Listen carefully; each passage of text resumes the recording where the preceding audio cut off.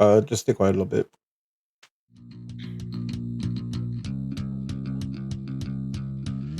Yo, what up? And welcome to another episode of Straight from the Stands, an unapologetic, unofficial LA Galaxy podcast, hosted by 4 my supporters who bring you their thoughts and views on everything related to LA Galaxy, straight from the stands. I am your co-host Smarts, alongside the always angry Angel, his counterpart level-headed George, and the man with the facts. Good evening. What up? How you guys doing? You sure to kill my vibe, bro. I did. I know I did, and Yeah, I'm sorry. That would have been a good. That would have been a good start to pod, but you know what I mean. The good thing is that we're not live, so like nobody has to know. You So can I'm move out. I'll move on because it never happens. I don't know what you're talking about. Yeah, I don't know what you're talking about right now. No, yeah. Well, people missed out. Yeah, like they missed out because people are curious. Like because I have this mystique and weird aura about me. People don't know where I'm from. Like I lie to people. I tell them I'm Salvadoran and Guatemalan, right? Like that's lie, bro. Like I'm not really from there. My 23 and me, what's it called? This is called whatever. My DNA bullshit, right? You guys missed it because we really fucked up. But I shared where I'm really from. Like all those different, crazies. I'm from Uruguay, bro. I'm from Argentina. I'm also from Andorra. I'm also from Albania. It's crazy. It was crazy today. Oh, I'm from Mexico. Where else was I from? Oh, Ecuador. Yeah, I was all over the place. You guys missed. It's crazy. Fucking So really fucked up. You know what? I didn't fuck up. I was trying to just avoid this, and I couldn't. I felt that as well. No, just fucking with you. If you're on YouTube, then you know it's Angel and Masa and myself today. George is missing, and if you're in audio, well, now you know. So let's get started. Angel, how you doing? You just came back from. Actually, both of you guys came back from Arizona. How was that? Arizona's pretty dope. Yeah, I had a good time. Yeah, definitely had a good time. But I broke down my trip. I'm not crazy like this guy over here drive 8 hours straight. I broke it down into two. So because you got family out in Arizona, right? Yeah, Phoenix. Well, and Phoenix is like 2 hours. Of Phoenix. It's Phoenix 2 2 hours away from from. Tucson. Okay. Yeah. That's like there's a 6-hour drive from when you're going back home instead of the 8-hour drive that you took, Angel. How was that? Oh, that shit sucked ass. I was dying. I'm awake there first because we were trying to leave earlier, right? Just Shit happens. because and we were gonna leave after Lisa got out of work, but then I started to give everybody food, so I made some bomb ass burgers, and then that shit took me a while, to get them done. Like time wasn't. I don't know. I can't ever figure it out when it comes to leaving somewhere and I got to drive somewhere, right? I don't know. Maybe just because I dread the drive, I'm not. I hate long distance driving. You're going with that negative mentality, bro. Probably you fuck up your trip as soon as you hop in the car. Like damn. Probably listen. It's gonna be a long trip. You guys know, it's like I'm still on the pessimistic side, but not fully, right? I'm leaning pessimism, right? But I have some optimism to my life now, and I do try to have more positivity and shit of that nature. But sorry, bro. If I know I'm gonna have to drive 8 hours straight by myself, like, oh, fuck, for a moment, they're like, why did I say yes? Why did I say yes to Jesse when we were drunk? That's how that happened. It was the day of my birthday. We were all here with my cousin Alilo and Masa. You were here, right? No, or you stopped by? I don't remember exactly. Yeah, I was there for a bit. Jesse was. Yeah, so I think when you left, we got turned or whatever, and I don't know. Right? Jesse's like, let's go to Arizona, and I just said, fuck it, let's go. And just on the spot there, we paid for the Airbnb, just like that, bro. Like on some dumb shit. That's what happens. It happens often. And in that moment when we were about to, like, fuck, that was the dumbest decision I've ever made in my life. Yeah, but so the 8 hours there, then the 8 hours back. 8 hours back wasn't as bad because we did live a little bit like right at 5. But we have the kids, right? We have to stop by to get them food, and then they have to pee, and so we still got detoured. Yep. But I got home. We arrived at the hotel in Tucson at 3:10 a.m. Like 3:10 in the morning. Oh yes, and then we arrived here at home like at 1:30. Yeah, and we got here at home like at 1:30 in the morning.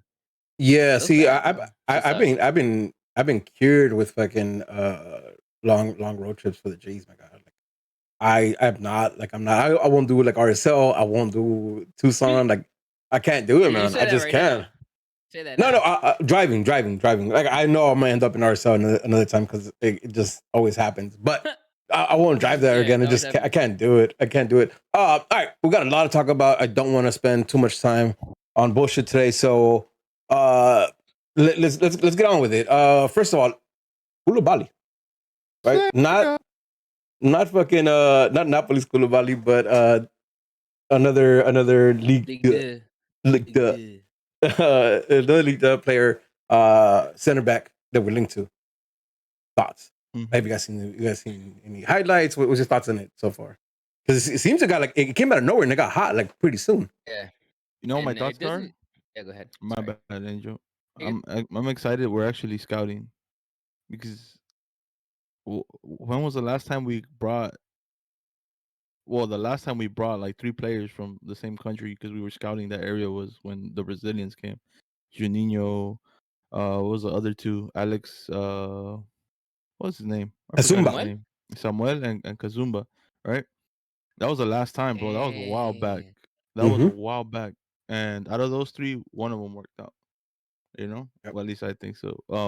You know, Samoa Junior. though, I think Samoa showed flashes. I don't recall exactly why we didn't Yeah, keep I him. That's mean a there was different story. Yeah. flashes, but you know he didn't get opportunity or whatever, or maybe the opportunity wasn't earned during practice. Point is that we're scouting again, and it's obvious because that's how we ended up with Cabral. They said that they were obviously scouting other players, but he kept, standing out. So I'm excited about it. A little, French Well, connection we I got guess going from the on. understanding too that about Cabral, the way that I understood it is, I guess Greg Vanny wasn't even looking at him. It just so happens they were watching a different player, and Cabral stood out in that game that he went to. Like, I guess I don't know. They're looking at Neymar play, right? But instead of being Neymar, the one that stood out is this guy from the opposite, the opposition that stood out to them, and that's Well, where they realized that Cabral was like, yo, let's keep watching this guy. let me try to connect the dots in a fucked up way. But you think they were looking at Koulibaly and then this fool bro just kind of like oh you're different and that's a pickup because they were I mean I Okay. think they were looking at League Dud right League Dud, because I was there with an Yeah, Asinka bro. yeah. So I when I read that actually when I found out about Cabral and then Koulibaly came out I kind of connected the dots and like oh they're probably looking at this fool and this fool kind of just stood out which is interesting though. But you know what I that mean. tells me though? That what me and Angel have been talking about on the defensive side, Iniso like Fonse. that Daniel Sturridge is probably not that guy, Mm. and they had to go get another CB. I don't That's know the about way I that. see it. I don't know about No? that. What I do know is that like if they're looking at Koulibaly, he's not a short term replacement, right? And with people, I'm pretty sure him being on contract year. His Steris, contract here. I'm not sure where Steris is at, but I can't assume that he has many years left on there. The Pew, I don't know where he's at, but I'm assuming that those 3 players might not have multi-year deals on the line or signed right now, right? So if you're looking at Koulibaly, what I'm thinking is he comes in June because the reports are saying that he comes in after his team is done, his season is done. He'll come in Yeah. if he does get through the line. I'm assuming he comes in and he does get minutes this season, but there's not necessarily looking at him to solve everything for this season, but also just a long term plan. Like he's probably being looked at for that alongside Jalen That, Neal that's solid and though. I know we're getting ahead of ourselves here, but well, again, this is theoretical, right? Because I haven't yeah. seen him play, right? And same thing with Derek Williams. This is same thing, theoretical, and hoping that they pan out to be these studs, right? If that's the case, you're good by the fact that we got Derek Williams when we got him, and this new guy was it Galibali? Is that what it is? Second Um, Koulibaly. okay, when we got them, if they are the long term, we're not worried about damn what's our center back pairing going to be this weekend. Like, is it going to be people Depew, Depew, Steres, Yanni, like Well, Polenta, Polenta Steres, Polenta people. Like it's going to be that no more. Ideally, it's hey this is going to be our backbone for the next 4 years, right? well, Where that's at least go ahead. yeah, and just to add to what you're saying, right? Like when we're making pairings in the last like 3 years, it's been who's the least worst, right? Like lesser evil, right? We already seen It's always the type of highlights. shit. Yeah, we already seen some highlights of Jalen Neal, and that kid can play if he develops right. Like his body gets a little bigger, he develops right. I think that's really a long term solution for the center back role. We haven't seen Derek Williams. Koulibaly might come in. These guys are both pretty young. Right? Williams is at 28, Koulibaly at 24. This thing. Koulibaly, especially like that's like a 6 years. Like he has 6 years to his prime, right? Derek Williams probably has a couple years until like he hits over his prime. Like these are situations where like we might have next year talking about who's our center back pairing, but not because who's worse, but like which three are playing best, which of the two are playing best right now, and that's a good problem to have. Again, I'm not gonna talk about Koulibaly being the GOAT because from the little highlights that I've seen, and I didn't even see the whole thing. yeah. Like, I'm not gonna center back, especially defensive. Like I've been burned by defensive reinforcements saying that they're gonna be dope, and I'm not saying that, but to Which me, Koulibaly is it again? I'll Sega, tell you, is that what it is? his name is Sega, like Uh-huh. the video Yeah, game it's system. Sega Koulibaly. Yeah, So you're saying, Sega. Masa? There you Uh, got it. see, I'm not saying that he's the GOAT or whatever. I'm saying that there's issues in the back Yeah. because, um, why go out if like obviously you're scouting, but I mean it's me and Angel. It's crazy because me and Angel were talking about this shit in while we were sitting together Tucson. at Tucson, and I was telling this fool, and he was telling me like we're just going back and forth about the defense. Like yo, like I'm worried about the defense, and there has to like obviously we see it and they must see it, right? That's what we said. And a couple days later, this shit comes out, and we have What a new CB coming in. So I'm can, can, excited can, about that. can I ask why you're scared? And I'll tell you why I'm asking, right? Because we haven't seen Derek Williams at all. We haven't seen if Yeah, people but it's sharp Derek. at all, But right? okay, that is true. But I'm going based on what I have seen Derek. So you plug in Derek Williams, right? They're gonna have to play next to Daniel Steres, which I'm already to the point where it's like this man is not good enough. I don't care any argument you make. Like he There is doesn't an make the argument. right The only decision. argument you have is into Angel 4 years ago on Straight from the Stands. That's Like the only argument you have. yeah, like there's nothing that I see from Daniel Stearns in preseason or I've seen from last season or any season prior. He's prone to making mistakes, and I don't see how he gets that much playing time. I saw people last year, booty, right? Jalen Neal, I feel like he's good. He's gonna be good, but I feel like he's not ready yet. Like I he's he needs a little more time. He's not ready yet though. But I would if I had to pick for Miami, like I would start Neil because I Uh, don't feel comfortable with the other two. I'm cool with Neil making mistakes, we'll, right? we'll, Because we'll he's get we'll get 17. into But the lineups for Miami. I'd rather die by Neil than keep throwing Steres in the mix and knowing that he's gonna fuck up. When Neil might surprise me and not make a mistake, you know? So I'd rather die backing Neil up than that. So bringing in UCB, that gets me excited because what we already seen from the other ones, with the exception of Williams, I'm not too happy. Man, listen, I won't argue for Stairs. I'm done arguing for Stairs. So I won't argue for Stairs. But I am hopeful for people though, right? I am hopeful for people just because like I seen so many of the players that last year were complete ass look different already in preseason, right? Like Chicha being one of them. Like he's engaged, and I think Chicha maybe the outlier because I think it was more to do with shit he was going through than the whole team being ass, right? But you see like the Jonah coming in this last preseason game, and we'll get more into it. Like Oh, his we'll talk shape, about Jonah because me and his Angel shape were. and sharpness is there now. Like it's different info. So I'm really curious to see what people where people's at. I'm really curious to see what Williams has. I think Jaden is there, and also like listen again. I'm not gonna argue that Koulibaly is not something we should be looking forward to, right? But I really do think that Koulibaly is more of a long term play than just an immediate solution for what's going on right now. Even though he might have an Specifically impact. about people, because we caught him after the game in Tucson. I asked him, like, ¿cómo estás? ¿Cómo te sientes? Like, he says, mentally sharp, whatever. Like, he feels better for sure.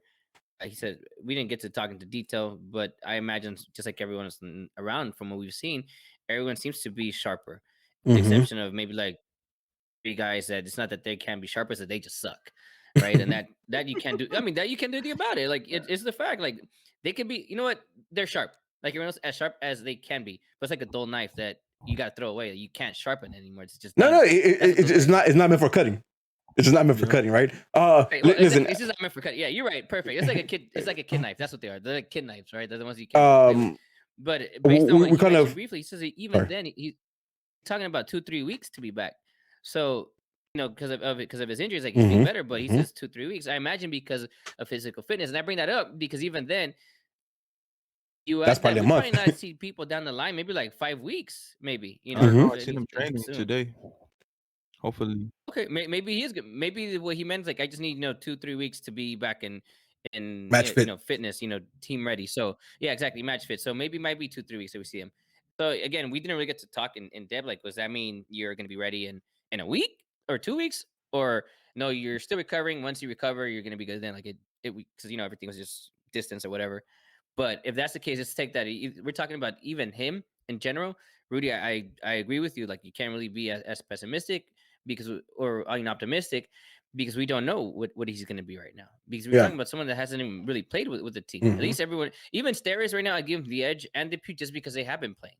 At least we know that they're not going to get hurt with it, So and obviously not. I don't know. But yeah, go listen, ahead. I'm sorry, I'm cutting you off, but I'm trying to keep it streamlined because we have a lot to cover, and we kind of went away from Koulibaly. I think the consensus is that we're excited about a new center back, especially somebody who's young. I think that's a big plus. And it's building that French connection, right? We have Granzier, Cabral, and Koulibaly comes in. That's really dope. Connection there, and also does wonders for the team morale, I assume. But we got more shit to talk For me about. too, because I'm French, bro. That, oh yeah, I forgot that. That's another one in there. Les enfants de la patrie. Let's do this shit, bro. Come on. Let's talk about another Frenchman. Let's talk about Kévin Cabral. Confirmed. He's a G. He's not a youth. He's not he's not a youth expensive player, whatever the fuck it's called, right? Like he's not a youth initiative player. Yeah, he's not one of those. He's a young DP, which is still a first team, one of the three spots DP. Like he's a real DP. He's not a toy DP. He's like a real DP, right? Which came to surprise to me. I was completely expecting him to be one of the initiative youth players. And if you don't understand this whole thing of how it works, check out Corner of the Galaxy. Like straight up, they did it the first, I think, 15 minutes explaining it. And it kind of wrapped my head around it really good. So if you haven't heard that, if you're curious about that, check them out. But it's pretty easy. If he's under 22 and he makes more than 612K, then he can't be a young initiative player because he makes too much money. Yeah, but it also like it opens up different mechanism in your roster. It's a bunch of things. You could still sign with him signing as a young DP. You could still sign 3 under 21 players, under 22 players. My bad. Under that rule, the under 22 initiative rule. With some salary restrictions, but it only impacts your salary, your overall salary by 150K or something, right? It only impacts your salary cap by like 200K, but you could pay that player up to 612K. Something like that. Yeah, again, I don't want to get into nitty gritty. Massa definitely knows that a little bit better than I do, but I don't think we need to spend too much time on it. Let's talk about Cabral being a young DP and how that changes the way we were looking at this transfer. Who wants to go? So you go. I'm still wrapping my head around it. I kind of see it as you kind of have to take what you have right now. Obviously, the Pavon situation is not clear yet, and it wasn't going to be clear anytime soon. So you have a player that you liked, you saw, you scouted enough to feel comfortable to give him that position, and I feel like it was a move that the coach wanted, obviously. So you had to take it. Whether it be a young DP or not, I think signing him as a young DP gives you the flexibility to bring in even more players that won't count against the salary cap. So for me, it's a good move as of now. We have other Jonah on his contract year, so I mean the possibilities are there. Even though right now our 3 DPs are taken up, I still think possibilities for next season and the following season are still there, depending on what becomes available. And just to kind of add to that, it might be even in the summer, right? Because you could always just work then extension for Jonah early and get him out of the DP contract. I think Angel, your thoughts? Question though, do you think Jonah's gonna do that? I don't know. I really don't know. I think it's a possibility, and if he's and I think they could move on from him if he doesn't. You know what I mean? And also, So to me, the way I see it too is Cabral. I don't know how much money he's making, but I'm I heard it's. assuming Mhm. it's not like I don't think he's gonna be making over the TAM. Like I don't think he's gonna be making more than 1.5. So regardless, I think you can still buy him. Like if a DP becomes available, I think you could buy this guy's contract down to TAM and still get your third DP. Um, Man, I but think I think you're I don't right. know the situation. I don't know the I, situation. That's just me guessing. I think you're right, but I think we also spend a lot of time talking about like, oh, this could happen, and it doesn't necessarily happen. So I think we just have to ride with it, and this is what it is right now. These are our three DP players, right? It's Chicharito, it's Jonah, and it's Cabral. Angel, your thoughts on Cabral being a young DP? Fuck, man. Where do I go with this? Rudy, I'm sure you saw in that group in the Borrachos group chat, right, where I asked the questions and clarification. So I understand the whole initiative now, right? And it makes sense. At first, before I knew he was a DP signing, I was good with it, happy. And I found out it was a DP signing, and I don't know what to think because for years, as a Galaxy fan base, at least and I don't care if you get hurt, but this is a fact. Us that are more educated and have a higher soccer IQ, we understand like, hey, we don't always have to go for the best player, by name, right? We don't always have to. I understand if Satan becomes available. I understand if Messi, Ronaldo, very select few players become available, then you find a way to make it happen. I get it. Right? And for years, we've been talking about the marketing, and it can always be about that. But listen, we already have the marketing in Chicharito. That's the guy right now, unfortunately. I don't think he has a world appeal, but for LA market, sure. Okay.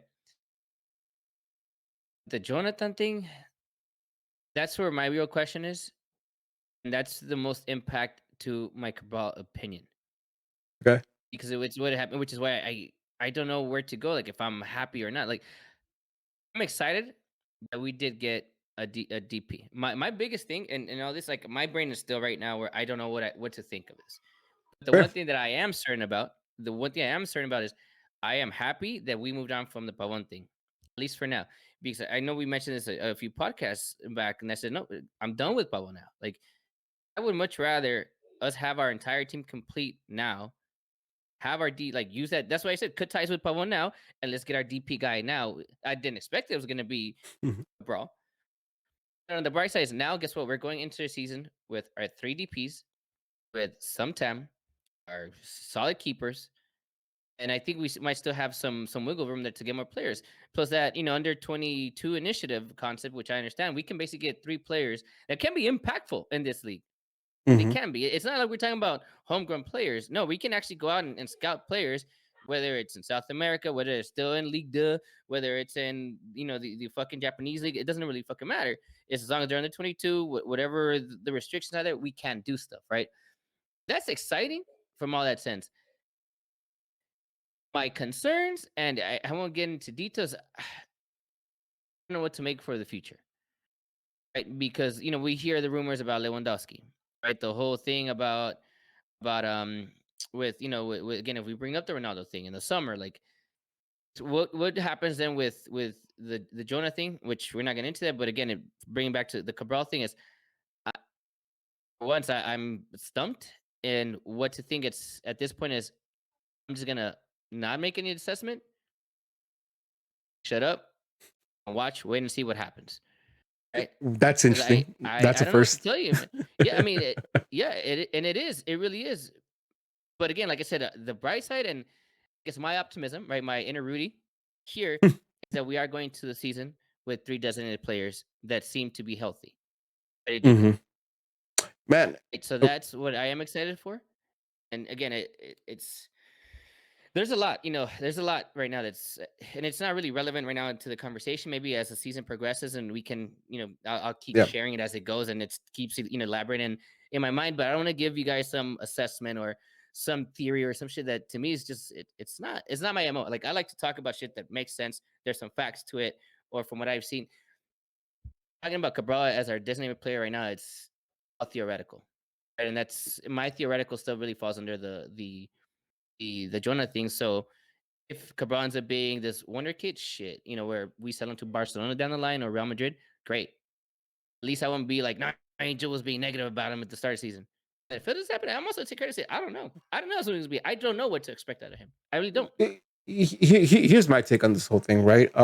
I felt and expressed it on this pod many times before that the Galaxy had not kept up with the times of the league, right? The league has been moving towards younger and younger players, maybe not household names, but quality players, and taking risks on that, right? And I think we all been at one point or another proclaiming for us to do that, to look for younger players, to look for exciting players, and fuck, we got that, right? I mean, listen, the one weird thing about it was that he's still not here, right? So we haven't seen him play for the G. So he's a DP player, and we're going season starts this Saturday, and we still don't know much from him other than the little and the highlights, right? Like that's all we know. So like that's the only concern about it. But So because you man, said that, and that actually elaborated, it made me think a little bit more, and that brings back why I guess I do have and it's not reservations. I just know what to expect. Is we've also talked about, hey, if we're gonna go and get these type of players, younger players, you can probably soy a kid that's currently playing,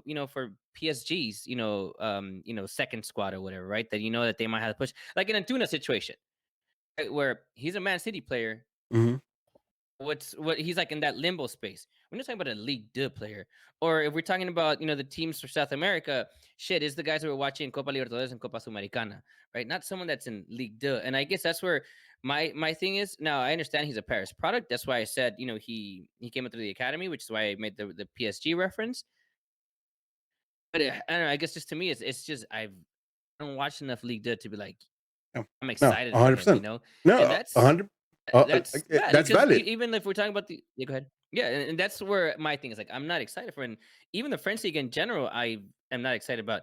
That doesn't mean that they don't create really solid wingers and attacking players. I mean, there's a plethora of those guys, which that's where the excitement is. It's just unbalanced. Like I don't know where to Wait, go. yeah, For me internally, I guess what do I make out of this?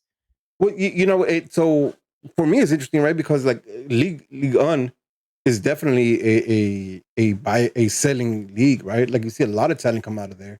Uh, and at the same time, Cabral, like, before signing with us, apparently was being persuaded by clubs in Ligue 1 and other clubs in Europe, right? So there was options for him, and he chose to come here. Whatever the deal was that we offered him, they made him come here. I don't know details of that, but he chose to come here, right? And again, listen, if this kid was a baller in La Primera de Argentina, right, and we had access to him, I think we were more excited. But because we don't have access to him or watching him on TV or just games being transmitted locally for us, like it is not really a thing. We're not excited, but I'm okay with this gamble, man, because I think like back to what I was saying, like the Galaxy had like stayed true to their guns and let the whole league kind of evolve in front of them and not do anything. And one off season with Vanny, I see a lot of that uh, being fixed, right? Like from club culture to club facilities to the signings that we're getting, right? Like the thought behind the signings we're getting. It's really interesting to me. And to be straight up, again, like, obviously optimistic Rudy, right? Like I buy into shit, but I don't have many fingers to point at the FO this offseason because I liked a lot of the moves that we made, right? This is the first one where it kind of took me by surprise because I expected something different, right? But that also comes because we're kind of grown to like expect a big name signing to fill the seats and to get the jersey sales, right? Like this is not that signing, but it's an investment for the future of the club, and I'm excited. Like I'm excited. I hope it pays off. Like honestly, I hope it pays off. But there is a big question of will it pay off? Interesting move though, right? It's different. It's different time. Like literally, legit feels like a different, like an era shift right now happening in front of us right now for the G's. Like it feels like this is different. Like this signing. Can you imagine the signing last year or the year prior to that? Like it's a signing that it doesn't feel like a G signing, but I'm excited to see where this goes. All right, let's wrap it up. Anything else on Cabral and the signing? I hope it's solid, man. I just hope he's amazing. It's worth it. We hope it's worth Yeah. it. You know what I mean? Sure he will, bro. I'm not like I haven't been too optimistic about too much G shit lately, but I'm excited about it. I'll go off and say I think he's gonna ball out. for us. So Well, I'm not too worried about it, and I feel like even if he struggles for the first half of the season, I think he's young enough and hungry enough to make that impact. He's probably just hungry. shake it Like I'm off. probably gonna get more. I'm gonna get seen here, more than League Two, Mm-hmm. and he might play to get a contract back to Europe. So I Yeah, see no down to this, honestly. Not yet. that's definitely the move. And my side, me and you talked many times on this team that we had nobody with that swagger. This kid brings that swagger. Like he brings uh, on and off the field, right? Like the way he You want balls to and the talk way he like, marketability, Doug? That kid is it. yeah, man, yeah. Like I love it. I love it. I love Also, the it. kids. I And can imagine the kids are already doing this. I can already Mm-hmm. see Eli. Like my Eli's scoring two my goals. stupid ass Eli's being, gonna be here. Yeah, what we did at the beginning. Yeah, you know what I exactly. mean? Like, yeah, I definitely Yeah, see like that. in that sense, yeah, it's definitely, yeah, like some things are It's definitely for young sure. too. It's fresh. You know what I mean? I fucks with it. I fucks with a lot of it. But all right, let's move on because we have shit ton to talk about. Let's talk about the last preseason match in Tucson where you guys were at the game versus RSL. I know the last couple of weeks we've gone deep dive into it. Let's not do this because we got to talk about what we think of the season in Miami and all that. So we got a lot of cover. Let's not go deep into this, but I do want to talk a little bit about it, kind of in the overall sense of the thing. You guys were there. Talk to me a little bit of how you guys saw the game and some things you like, some things that concern you. Let me know. I'll start with this Mhm. one just because it was so clear and obvious for me and Angel. Jonah dos Santos looks class above everyone else on for both teams, not just the G's, but it. I don't know what it is, man. He's looking good. Just the way he holds the ball, like he sets the tempo for the team. And it's crazy seeing it in person, like the little details that you might not catch on TV, and you see it in person, like real close up. It gets Mm. crazy. Like and it No, was crazy because me and Angel like kind of looked at each other at the exact same time, like yo, like Jonah's class, man. Like what the hell is going on? and you didn't have to be in person to see that. You don't have to like from the jump, like from the very jump, like the energy he provided, like the movement, the covering, the spaces he was covering, the making himself available for like everybody to give him a pass, like so much. But I'll say my thoughts after Angel. You share some thoughts on the game, you being there live. Same thing with Master, man. Damn it, it's gonna be Jonah for me too. It's crazy because we've I think he's gone under the radar, at least in terms of conversation this preseason, right? Because he hasn't had enough playing time and whatever. But man, it, I hope his legs hold up. Mm-hmm. That's my concern right now, because if Jonah can give me, I mean, yeah, Jonah can keep giving me this. I'm excited for our center midfield. And in addition, Saldana, man, it's crazy because he's much more smooth in person. Well, it's you watch him play and the ball because there's times where obviously the camera on TV is focused on the play and you don't see what's Mm-hmm. going on behind the scenes, right? Mm-hmm. Saldana's the jam, bro. He's the truth. Fuck Efra. Saldana is the guy. He's the truth. He's gonna be our future player in terms of this guy's gonna have value and people are gonna want him. In terms of that midfielder role where it's not only the center backs and the right backs that are getting shipped to Europe. No, it's maybe a conversation like, oh shit, here's a Saldana kid. I see this kid is legit as fuck. I don't even want to go think about when we sell him. Right, I don't want to think about Listen, that. I don't want to think about that didn't because even think that I he want him could. to play in the Yeah, I team want to hear it. for a few years, dog. And again, I'm just saying because of the conversation, right? Because I was hearing extra time radio. Listen, 8 hour drive home, right? Yeah, I had listened to a lot of shit. yeah, I bet. But that's one of the things that they were talking about. Which kids, might be making leaps and stuff like that, right? I remember which of the two that I heard from there on the way there or the way back. But that got me thinking about our squad. It got me thinking about the youngsters. Got me thinking about Dunbar. Got me thinking about Sajania because those are the guys that really stand out to me right now. Dunbar, I don't think is a surprise because we know what he's capable. He just needs some polishing. Right? Saldana, I don't even think he really needs a whole lot of polishing. I just think he needs experience. I think his skills are there. Like I listen, I didn't see him miss a step to what Jonah was So, doing. I wanted to I wanted to bring him It's up. go ahead. I wanted to bring him up and talk to you specifically because you've been big on him. You've been big on him. So, and I saw you start lineup, and then I forgot about it. right? And that's a beautiful thing because it didn't seem like, oh, we have a kid in the midfield with Jonah, right? It wasn't that. It was just a midfield, and fuck his age, like he was the pairing in the midfield, right? And he played well. I mean, Just that he really quick. starts. I Oh, go don't for know you. if you were able to catch it on the stream, but the way he checks in a lot and he doesn't get the ball a lot.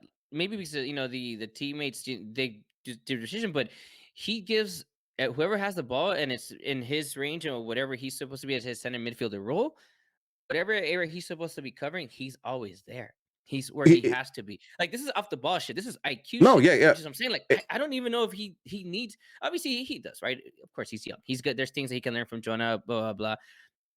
But I just think the experience is what he's missing at this point. Man, I legitimately think he can be starting at some clubs in the MLS right now, which is to mind-boggling. to your point, right? Like there was a couple of times, especially I realized that he checked in. He doesn't get the ball, but he pulled that defense with him, right? Like the guy was marking him, opening up space behind him. So like you're no longer part of the play, but you made space for the rest of your team. How clutch is that? Right? Like off the ball, you created space for your team just by checking in. Listen, in Saldanha's dope order, but I gotta give a lot of credit to Vanny because that's X's and O's. That's what I mean. That's what he's putting out there. Yeah. So it's dope as shit. Big time with him.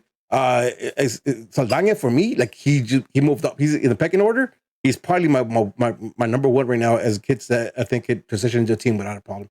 Because he's good. He's really really good. He does a lot of the basic stuff that some of our more veteran players don't do, and I like it. I like it a lot. Listen, really quick, yeah. just really quick to this. We've seen him now. This whole preseason, we've seen him with a combination of just D2 players and trialists. We've seen him in a combination of D2 and main roster players, and now with what might be the potential starting lineup right against Miami. Yeah. And he has not listen with the youngsters. He excelled. Right? In the combination with G2 and G1 stuff, he's looked above average than anyone. Right? At least in that center midfielder roles and in his respect and whoever he's competing with. I'd go as far as saying that he also excelled there.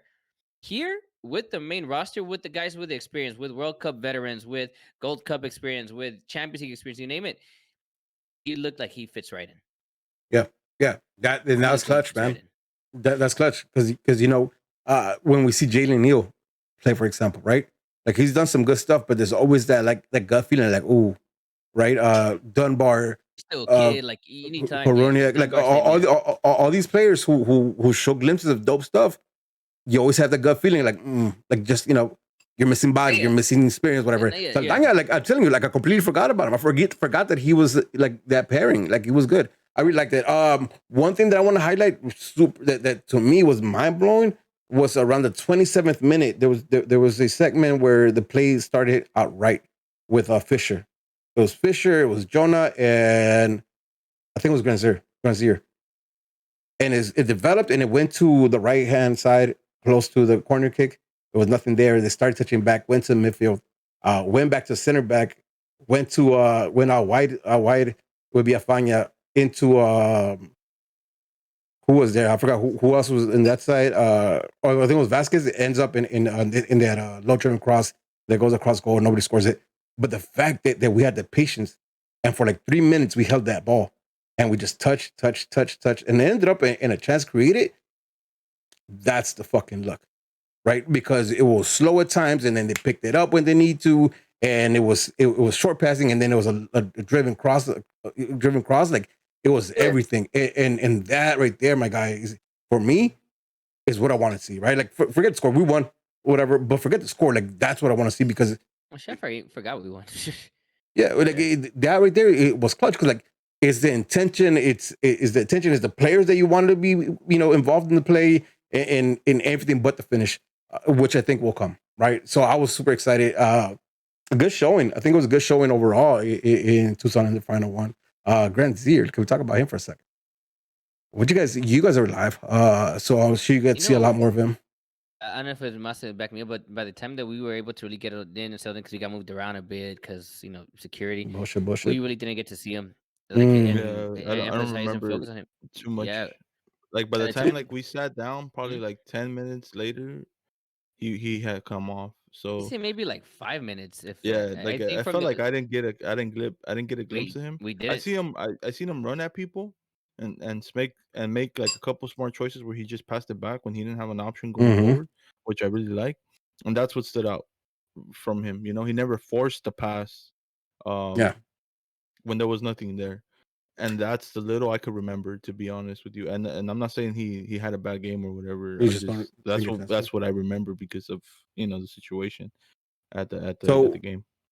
it's interesting because he ended up being deployed in the midfield, almost in a cam position, like or one of the two Okay. camps was that right. So he's never out wide, and in retrospect, it's all because of fitness. He only went, I think, it's like 30 minutes, I think, or something like that, because of his fitness, and you could tell, like even what you guys saw was him like pretty much without legs anymore, right? Like because it was pretty apparent.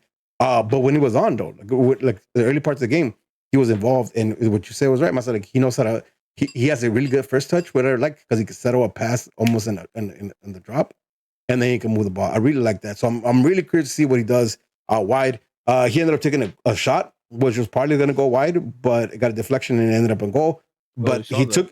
he Mhm. took that from like 35 yards out or 30 yards out, right? Like it wasn't like a Mhm. close range shot, and I fucks with that. Like I like him to have the.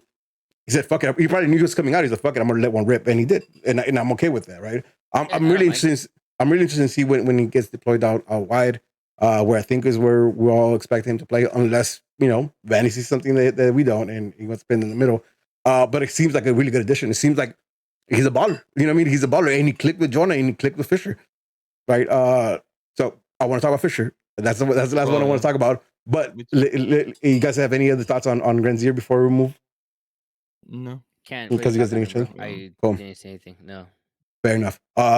Fisher, right? Let me start off with Fisher. I was impressed, and very. before this match, it's a lock in. It was Julian's position, like he is a starter. There's no moving him. We got Fisher. He's gonna back him up. I don't know if I feel the same way after this, after Sunday, right? Like this guy, he has the touch.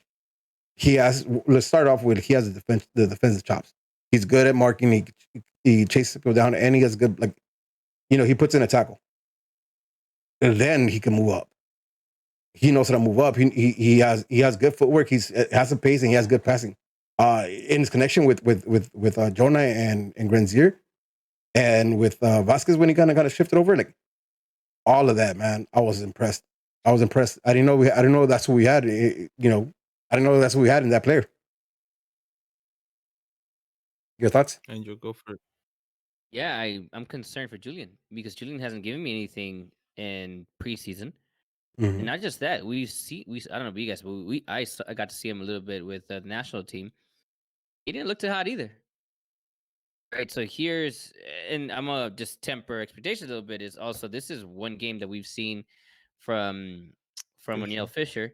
And not just that, it was with the main squad. Well, at least what's probably going to be the main squad again, probably the main squad against Inter, right? This is he's these the was it who did we play again? Fucking Ourselves? RSL. RSL was worried. Well, they had to be concerned with our attack, right? So to me, it felt like we were on them so much more listen, I'm not knocking O'Neal for what he did, not one bit, but I don't think he saw enough of what maybe Araujo has seen, and with the combination of personnel that Araujo has had to play alongside, that maybe has made him seem a little bit more vulnerable. Mm-hmm. Right. So I'm not saying the Fisher's not going to be it. Maybe there is real concerns. I'm just saying also think about the personnel that O'Neal Fisher was playing with. And if you guys weren't aware, like on the stream, RSL was not playing their main squad to start. The main players were coming in as the game progressed. Masa, you remember this? Rusnak came in, Justin Glad came in.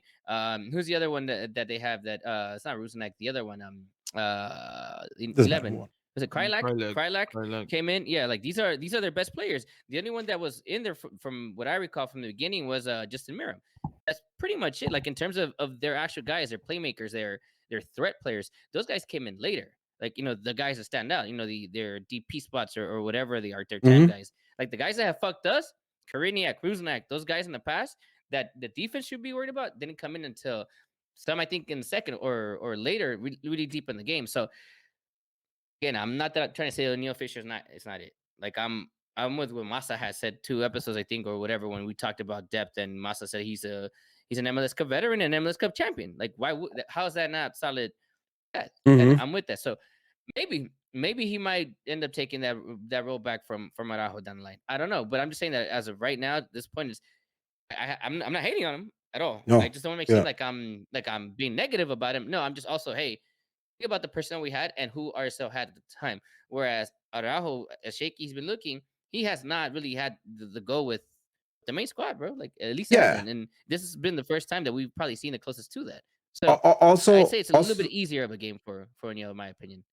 also, Araujo, like he hasn't had preseason, right? Because he was with the U.S. camp most of the time, so he hasn't really gotten Vanny's like point of view and what he wants from that position, right? So there's a lot to it. What I am saying though is that there's a look there, right? Because I think everything you said is right as well. Like he didn't face same opposition, is different there, but you saw like the fundamentals there of somebody who knows what the fuck he's doing at the right back position, right? Yep. A bare minimum, you saw that, and you saw some guy with like some physical attributes, like with that speed and the control that he has that I like. So no, yeah, I listen. I maybe overdrive myself what how I put it out. I don't think like uh, Julian is out of position, but I'm saying like he does have best competition there. I don't think Fisher is just here to ride the bench. You know what I mean? I think he's gonna try to push for that first position, which is a good thing for us. You know what I mean? You want that competition in that position. Overall though, look, let's go here. We saw I think it was 5 games in total. You guys saw the one live for preseason, which is interesting because preseason is over, right? And I remember like it was a couple weeks ago where we're just like waiting for preseason to start, but the preseason is over now. Yep. Give me your thoughts on the overall preseason. And I still have concern on some players that we brought. Uh, or not brought, but one person that stands out to me. And I don't think the person that's backing him up, I can't say because we didn't see him. I'm not I'm not too ecstatic about Villafania. I'm not. And his interesting. backup, what's his face? Danilo. Costa. Daniel Acosta. We didn't see him enough, and he was on the bench today. Like, I mean, we said what's up to him when we were walking out, and we talked to him like very brief. I'm not excited for that. At least with our center back. Listen, I understand where my beef is with Stairs, and my lack of excitement for debut this preseason. But realistically, we have a guy coming in the summer, so we understand that when any of those two, even if people does ain't it right, people Mm, can't reclaim that if he's not the player, if we don't even get 75% of old people, and he just refers to or continues to be people for the Galaxy, not people of Europe, from people of old. Costa Rica. I'm not gonna be fully concerned because we understand that we have this guy that's supposed to be, or at least might be fighting for a starting spot alongside Williams. Nice butt right there, Opie. Um, but that's gonna be the pairing, right? So yes, while we have concerns in center back role, that role has been addressed, right? With 3 players, 2 players, yeah, well, Mm-hmm. 2 players for sure, right? Super potential three. And right, exactly. So at least that's been addressed, right? And we can't really speak to those roles because we haven't really seen those guys yet, right? We haven't seen people yet. We haven't seen Damien Williams. Fuck, I forget which Williams it is. Derek and That Williams. Derek. All right, yeah, Derek Williams. And again, we're having Sega Genesis coming, right? So it's there's at least that those roles have been addressed, right? And we can reserve judgment until we see any of those 3 guys. Right? People, I understand. I completely understand why he gets the heat because of what he's been with the Galaxy.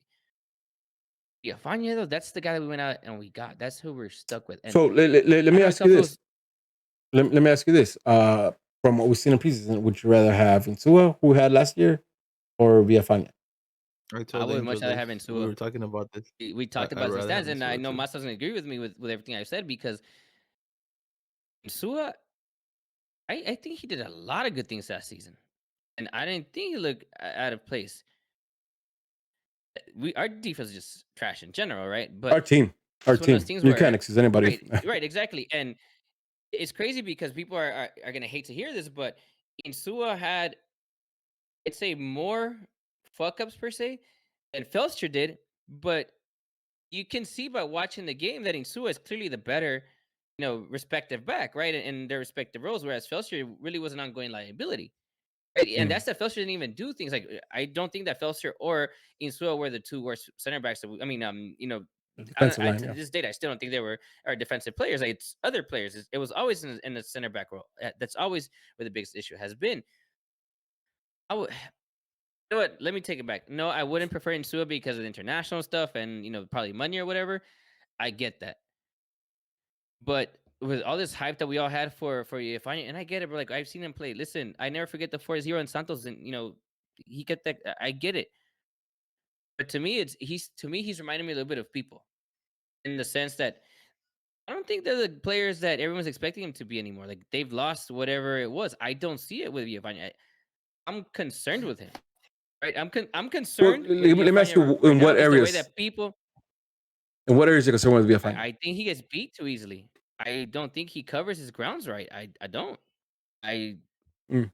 I Yeah, get that I going don't see forward, that. he's smart or whatever, but Mm-mm. it's happened multiple times this preseason. I'm gonna go back. You know what? If I can find this shit, I'll purposely go back and watch these What's games, and I can what's tell you how many times Villafaña has been cut in too easily into the side, has missed his mark, has been on the floor for whatever reason. I personally am not content with him, and what I've seen from him, at least for what I expect my left back to be, or what that's I interesting. want. Like, I want this. I don't want par with Insua. I'm expecting better if we went to get in. If we're bringing something to strengthen the back line, right? And I said that in quotes.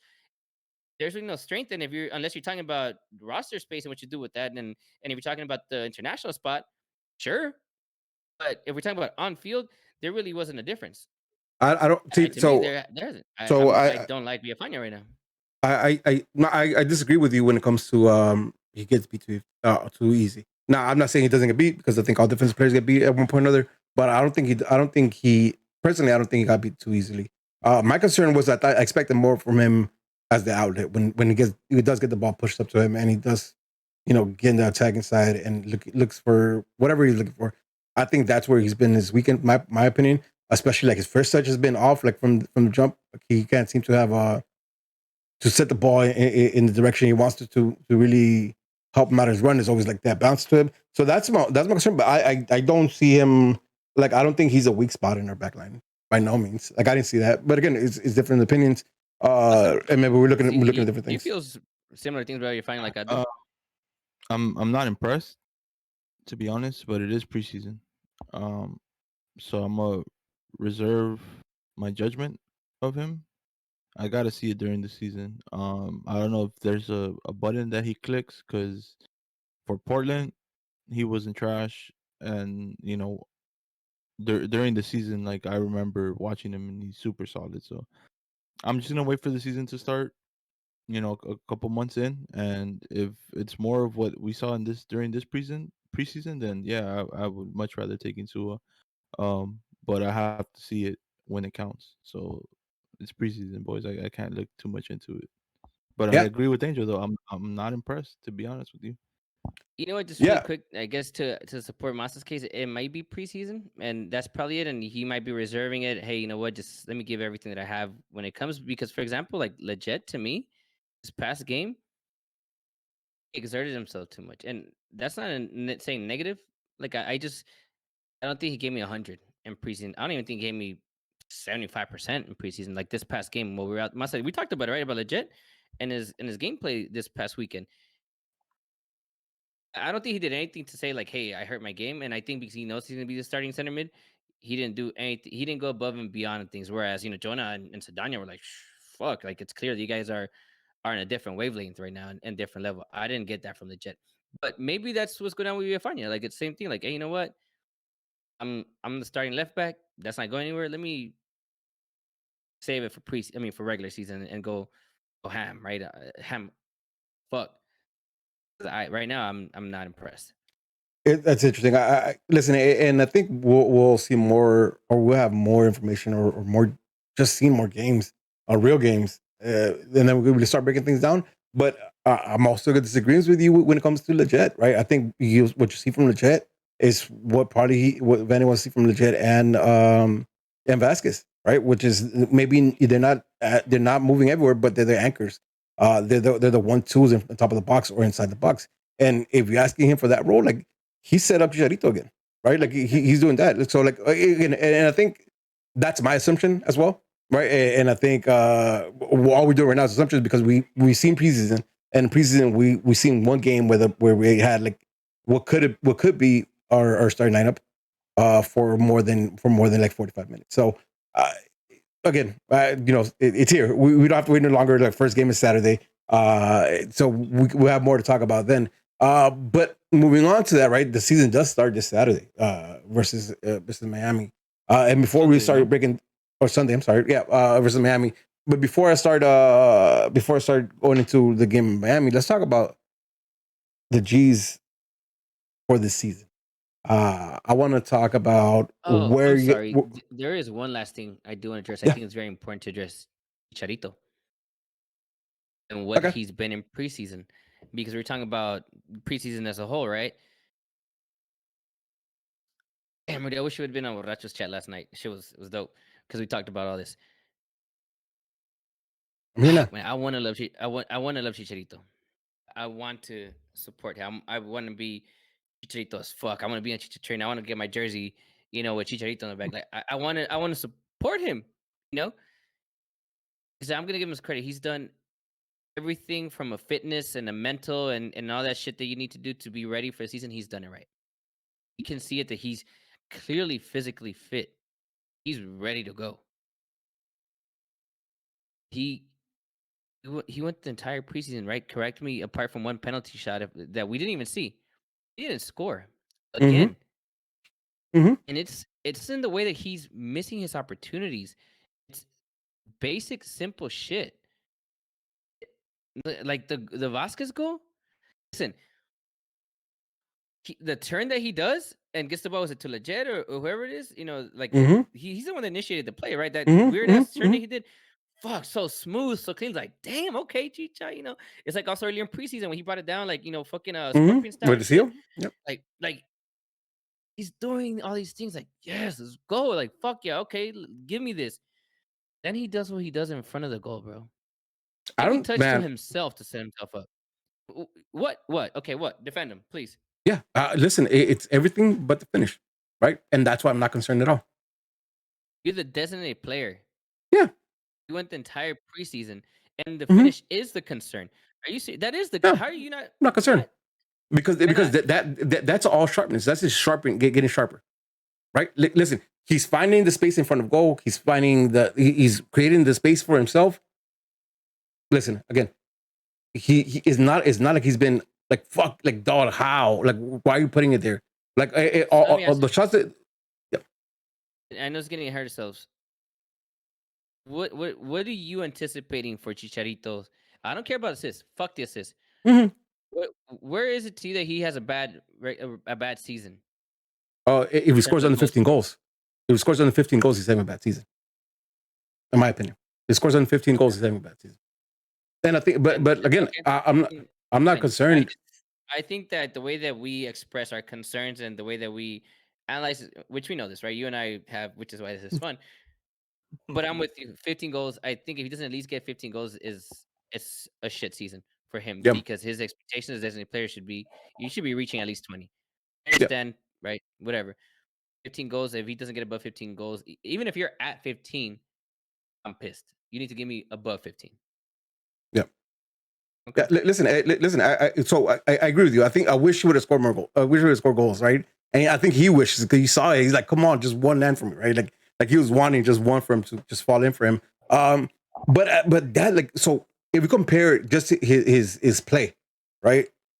I get it. The goals are not there in either scenario. But if you compare the play of this preseason versus any time we saw him last year, right? Like that you see a big change in that, right? And also think has a lot to do with the personnel, right? Listen, I'm not saying he didn't get the chances. I'm not saying he didn't get chances this preseason, but I guarantee you he's gonna have tap-ins this season, right? Like when you throw in Grenzier and hopefully Cabral is the other mechanism in the wing that destroys that side of it, right? He's gonna find spaces. He's already finding spaces now, like when he was playing with like some of the younger players and maybe not his teammates that are gonna be him on the pitch when it comes to game days. He's finding the space, man. He scores one goal and I believe the floodgates is just gonna open. He's there, man. Like he's looking like a striker. He's missing his goals right now, but I think that's just a matter of him getting sharp. once he gets his nose to go, man, like I think it's gonna be a wrap. Yeah. Okay. I hope you're right. Yeah, listen, what we're all on the same page that he looks like a 15 striker right now, goals. right? Yeah. Hmm? He looks like a striker 15 right now. goals in Like shape, like he's doing. Yeah. yeah, so I think it's there. I understand. Listen, especially because of last year, right? He would have wanted to score 5 goals this preseason, right? Just to kind of get that off his off the plate. Like I already scored some goals. Like this is what I can do. It didn't happen, but he did show us a lot. He did show us a lot. He showed us a lot. Not only like what he's doing like on the field, but like you seen him talking, pulling the kids and talking to them, which I really really like. I like all of it. Like, and I think he'll score 15 goals. But all right, we'll talk more about this because this is exactly what I want to talk about, right? Let's talk about the Galaxy as a full squad, as what we think is going to happen for 2021 season. And let's start with: Are we a lock for playoffs? Do you guys think we're a lock for playoffs based off what we've seen in preseason? How many We teams are have to getting into be preseason? I I think mean, it's into six, postseason. 6, I think, six, 6. right? or So it's not 8, We like can find out. We can 6, find and out. then 2 by. let's find out. But We'll find out. I regardless if it's 6 or 8, we have to be a playoff team. Um, the team looks so much better, and we just look so much better going forward from last season. Like our shape is so much better. We have to be a playoff team. I don't like I don't expect them to win it. Shit, I don't even expect them to possibly make it out the first round of playoffs. But for me, for this season to be successful, it has to be playoffs. Because you don't have like the excuses. Yes, Vanny's first season, but you do have your 3 DPs.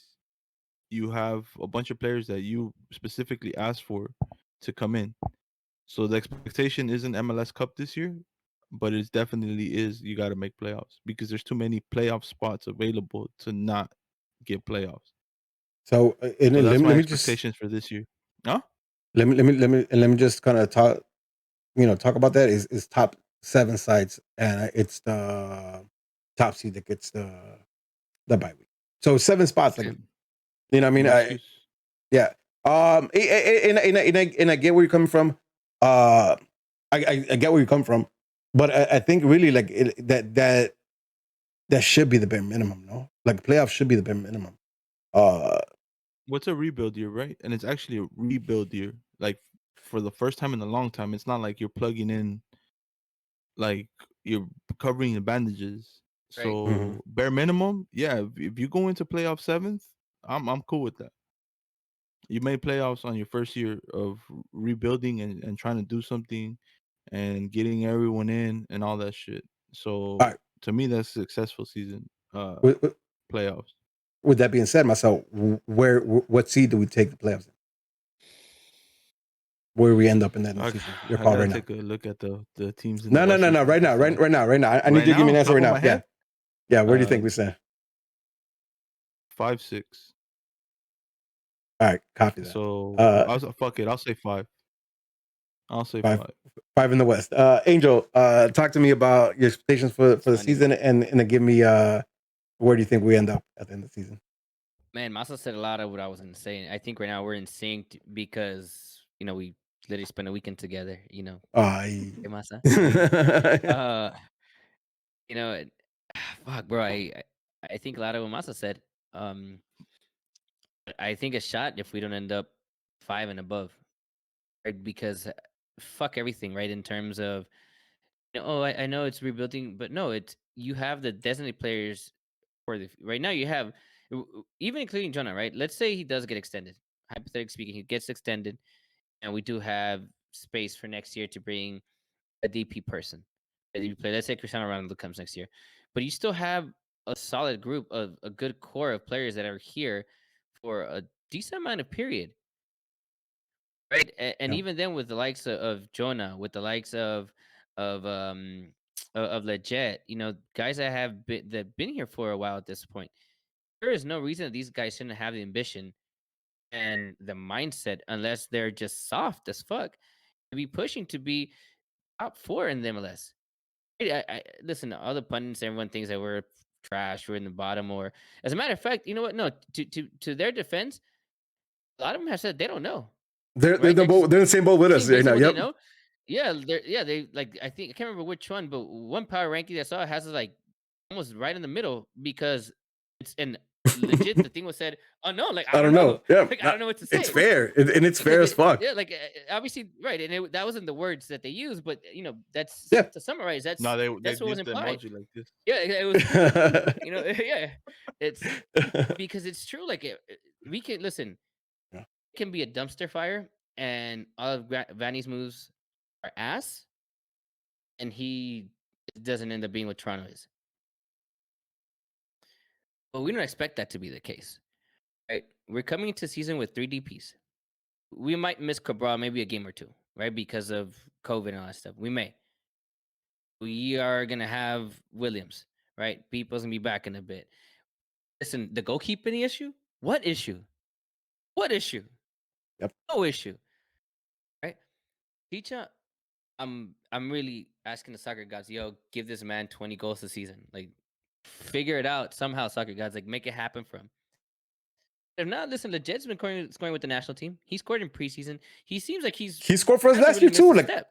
Like we forgot I about mean, him. Like That's what I'm actually saying. scoring Yeah, goals that's what last I'm year saying. for He us. scored in preseason, right, for us. I'm Right. So he hasn't really missed a step. And I think for being in preseason, which is again, this is why I'm not harping him on this past game. I think it might be just or maybe that was Benny's instructions, like, yo, don't exert yourself if you don't have to. Just check in, simple, blah, blah, blah, right?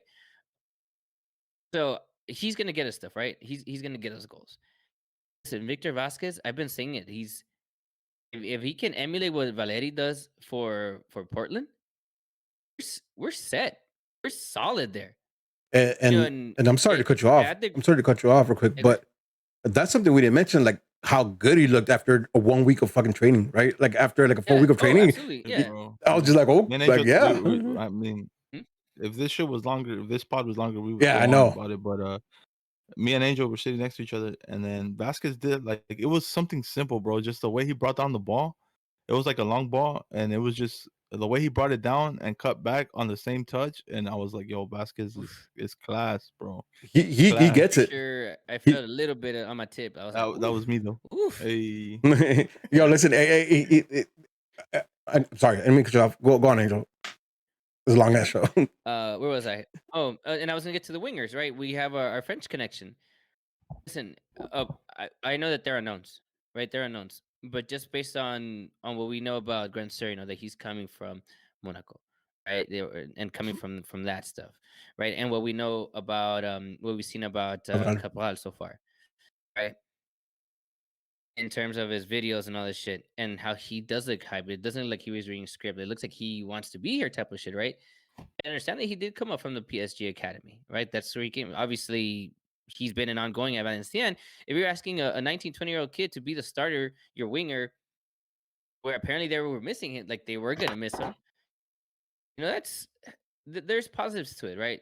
So I really don't, it's hard for me to see like how we can be competitive, and be in these games. I'm not saying that we're going to fucking win every single game and, set some fucking record or whatever, but there is no way where we can be giving, the quote unquote, the best teams a hard day. Well, we can't be now amongst that conversation. It's there. Like in my opinion, I think it's there even what we have, and the fact that there's some space still, from what I've understood, to add some pieces. That's good, man. That's solid. So I don't see how we don't end up above 5, and if we don't, it's a fracaso. So give me a number then. Where do we end up in the above 5? 5? Oh, like an actual number? I'll yeah, say yeah. 5, just to keep it tempered. That's what I said. Massa right now on the same wavelength. All right. Because So they have to figure it out. So let's try. Because I'm in the same boat. I called it a few weeks ago. I said top 5. Right? I said top 5 in the West. I called it a few weeks, so I'm in the same boat with you guys. But let's try something out, right? Are we better than Austin? We have to be better than Austin, right? They're a new team. Yes. So Austin, we're better than Austin. Are we better than Colorado? No, I think so. no, I think so too. I don't think so. I don't. But Colorado gave us the best that they had. So it's 2 out of 3. We're gonna say we're better than Colorado, right? Masa, you've been outvoted. We're better than Dallas. Yes. Ooh, okay. Yes. I don't, damn. Yes. Yes, Galaxy Podcast. Yes, yes. Yeah, Galaxy Podcast. That's the only um, reason I'm giving that the edge. all right, let's wrong with it, right? Houston, are we better than Houston? Fuck yeah, we're Yes. better than Houston and everything. Fuck All Houston. right, all Just right. because of So, that. Just yeah. are we better than Levas? No. Yeah, I'm not gonna repeat it, but I agree with you. I mean, I'll I'm listen. agree gonna with say It'll be that a one's fun. up in the air. That one's up. That one's up. No. Listen. If they're No, let's gonna be beat us, honest. Be probably honest. Be not. honest. Yeah, Be if they're honest. gonna beat us, But probably not. But overall, over we're the not season, talking. Yeah, we're not no, talking no, over the about. Overall, season, Yeah. yeah, overall season. What are we Yeah. talking about? Like, Because and I'm we're trying. I'm doing trying it to here in gauge. I ranking, won't right? say it. Right. Yeah, We're yeah. doing it here, What understanding Angel how said. we're gonna end up, right? Yeah. So Yeah, yeah, yeah. no, that's that. Yeah, definitely. Okay, so better than Minnesota, No. better than Portland. No, I think that one's Questionable. even. Yeah, I I think it's think up in there. I really consider Portland it's gonna be a strong team this year. Okay. So I think it's really depending on. My thing is depending on how Blanca comes back from his injury. It looks good. Okay. I mean, Then the team yes. is good. So listen, Then and plus yes. these guys have been on the top of the league for Oof. a few years now. I'm not gonna sit here and say we're better than them because I don't think we are. All right, I'll say yes too. Overall, right? So like, I don't think this is right. RSL, we better than RSL. Yes. Yes. Are we better than San Jose? Fuck yes. Yes. Yes. Are we better than Seattle? No. No. Are we better than SKC? Yes. Yes.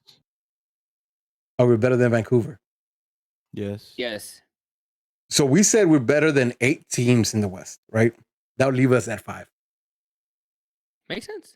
Yeah. Right? Like, listen, and I just want to do that just It because makes you were sense. like, Yeah. I said Even if we 5. would You have guys said said 4, 6 right? and gotten one wrong, that's still right yeah, there. 5 or in 6, that yeah. range. Yeah. Right? Or we got one that we thought they're going to be better and they're worse, like 4th, right? Like in that range though. But I think that's where top 5 in the West. I think that's where we should be at. Again, listen, that's a lot of that is coming from our heart, right? Because there is a lot of questions to be answered. There's a lot of questions to be answered. It's not coming from the heart to me. It's from what I Listen, know so far. there's a lot of questions to be asked, though, right? Because I think we have an idea of where we want these players to be at and how they want to perform, and what's actually in the field is still to be determined, right? Because we have not seen Cabral. We've seen 30 minutes of Grenzier. We haven't seen Derek. We haven't seen people. Like, there's a lot of questions. So I think from a lot of us from heart, because we want the team to be better and it looks better, but a lot of them heart, there's still a lot of questions. I think we have to revisit this. But for now, the consensus is for straight from the stands that we're top 5, right? Unfortunately, George's not here, so he has no say. You lost it. But we think we'll be top 5. We broke it down going club to club. I think we'll be top 5. That's the goal. That's playoffs. So hopefully that's where we're at. Man, hopefully it's top 4 so we can get some home games for the playoffs. But we'll see where we're at then. No away games though. Oof. All right. That's interesting. Fifth place. I mean, if we could do 5th place, I think it'd be a big step in the right direction. Right? It'd be something. Next year they won't be as saying we don't know, right? Or they won't be putting us towards the end of the power rankings. I think we're better. So that's what we think. Now let's talk about like the game, right? We have fucking Miami. We have Miami coming up on Sunday. How do we do this? Remind me. How do we do the preseason stuff again? I mean the pre-game stuff. Do we have? So we do. We usually do initial thoughts. What does Galaxy have to do to win? What do we have to stop Miami from doing? And lineups and score prediction. All right, let's get it going. Miami, 12 p.m.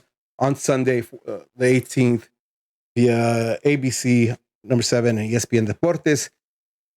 The season's here, boys. The season's here, right? Like it came back quick. Like as soon as preseason started, like this flew, right? Like remember we had a few episodes where we didn't have shit to talk about because there was no news. Yeah. And now it's here. Now like we're here, baby. Ended up being like hour and 20 long. Like how? Yeah, I don't know how we do. Listen, we're already in hour 15. We're in hour 15. We're already here. But let's talk about this, right? First of all, anybody heard if Miami is cleared the 4th DP situation they have? They have not, but they're sending Pellegrini to Montreal Impact. Or in a trade or on a loan? I don't know, but that's how they're gonna become roster compliant because they're not gonna let go of the other 3. It's gonna be Pellegrini to Montreal, from what I've been reading. So, Let me but they see. have to be. It's gonna be like us. We took it to the end with Gio. Yeah, would you? You know? Yeah, they got no time, but it's interesting. All right, so let's get started. Initial thoughts. What are we thinking? I don't think Miami's had a preseason game, right? Because they That's had what the about whole to get COVID to. thing. That's exactly what I was So gonna like say. we don't really know much about Miami. All right. So again, listen, and for audio listeners, for YouTube listeners, we're a lot better at this, but like it's so weird right now because Miami hasn't gotten fucking. We haven't seen Miami at all, right? We usually get to see one or two games where we look at first opponent, get some ideas. The G's haven't showed us much of everything, so we'll do our best Just right that now. add certain elements into not just that element, right? Into Inter situation, Inter Miami. Obviously, you have the issue where um that right. They figure out being roster compliant. Two, it's understanding that they're under a new coach. Listen, I understand how great Gary Neville was as a Mm-hmm. player, and I think he was doing was it for England? Is that where he was? Um, I don't He's not remember been what that he good as was a doing coach, though. exactly. It was the women's Oh, national yeah, team. I think. oh, the women's national team. Okay, that's what it was. Um, but there's that right. It's that unknown. Mm-hmm. It's just because you're a good player. Like, are you going to be a great coach? And even then, let's say he is a good coach. He really hasn't had this team playing because they have been in a preseason where they can't play. They haven't been able to play. And So the first 3, 4 games for them are going to be very experimental. yeah, Whereas the Galaxy, we're coming into this with a system. Now, yeah. from the first game that we played, that we've seen, obviously we don't know what happened behind closed doors, but from the first game that we've been able to watch on the stream, this last game, one thing that has been a constant has been the shape that we played and the manner that we've been playing. Now, obviously, Mm-hmm. the levels have switched depending on personnel. Sometimes we were a little bit more defensive, but for the most part, the shape and the philosophy has continued to be the same. So we're coming into this with an advantage, even if Neville has had his entire squad there in Zoom meetings and whatever it is that they've been Mm-hmm. doing to go over theories and practice, or even in practice, right? Maybe they probably are able to get together to practice because it's the same group. They maybe have them isolated. I don't know what the situation is out there, Yeah, it's but also Miami. it's not the same thing as when you put them into your practice into actual game situations. Everything changes, right? So with all those things considered, they're coming in my opinion, in a massive disadvantage, right? Mm-hmm. Which for us, that's a good thing.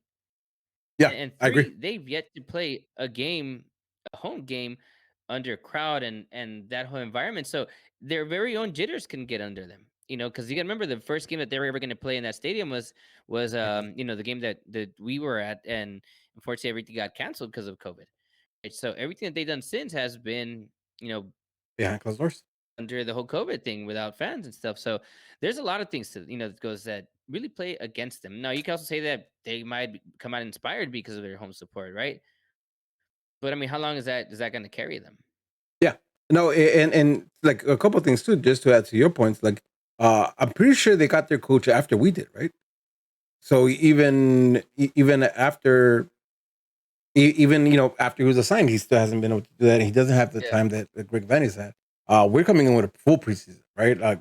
Maybe not all the players were there the full season, but the philosophy I think was pretty well received by all the players, and everybody seems to be adapting to that. So that's like again, we talk about advantages and disadvantages. That has to be one of the main ones, right? Because I think even if you don't have the shape for it, or not the shape, if you don't have the form for it, if you're not fit for it, like if you have the idea of how you're playing, like you can still do something, right? Even if you're not in top shape. So I think that's definitely an advantage for us. Masa, give me some thoughts on this game from what you could gather. Um, I think it's gonna be a weird one. Um, Hopefully, on paper it looks like we have the advantage just because, like you said, we've been together longer than they have. We played preseason, they haven't. Um, but I mean, I don't know, man. I can't really take in too much from their last season and our last season. I mean, we were both pretty trash.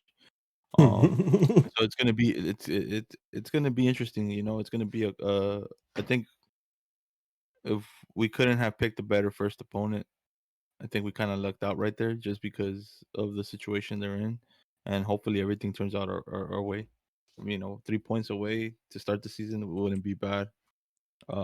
Especially with the team that hasn't played any games. So it sounds like luck's on our side, but you never know.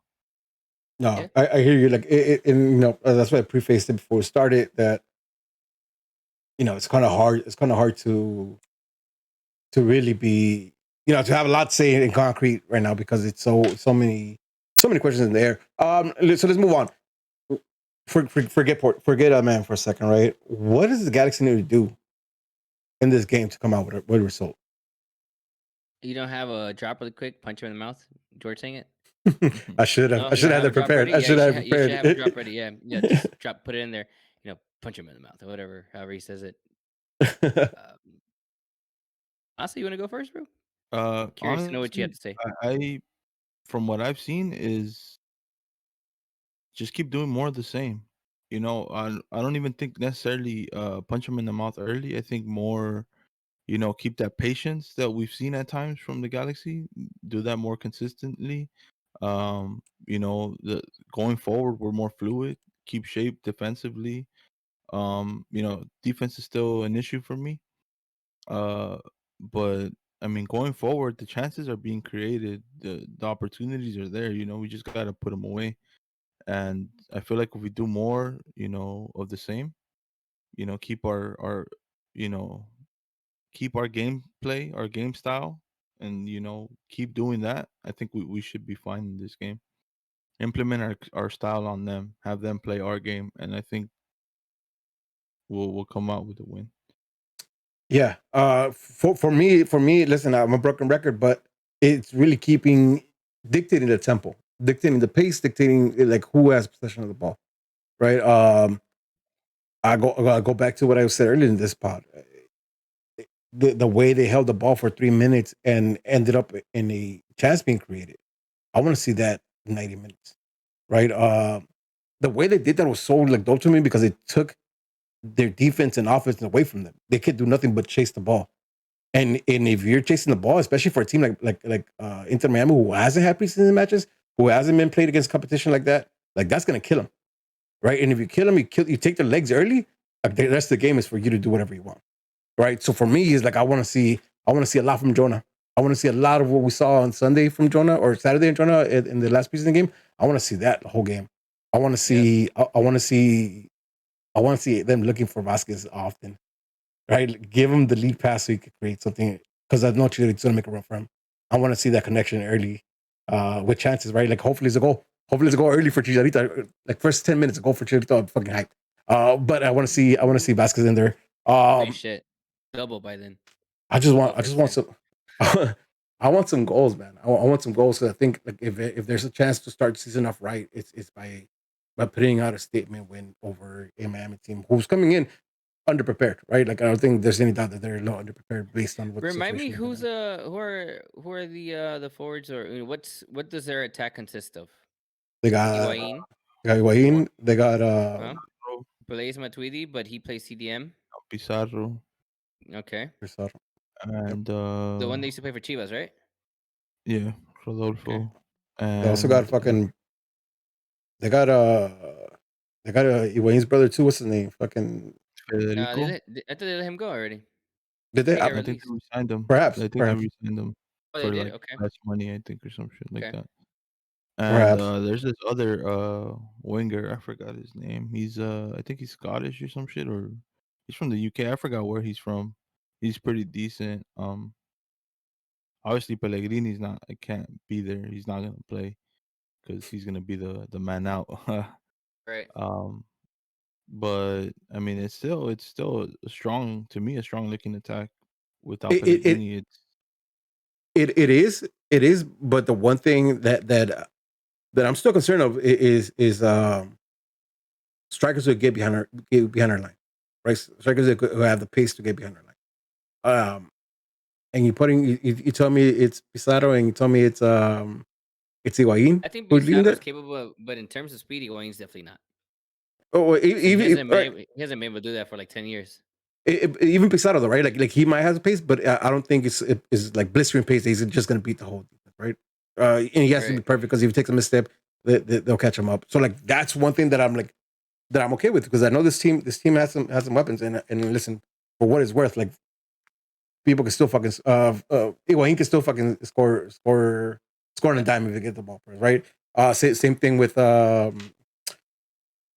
what's his name? We were just talking about it, the Mexican kid, Pizarro, right? Like he knows how to put a ball anywhere in the dime, and he can also take shots from distance. So like there's danger there, but at least I think it'll be danger that's in front of the defense, and I'll take my chances with them in front of us.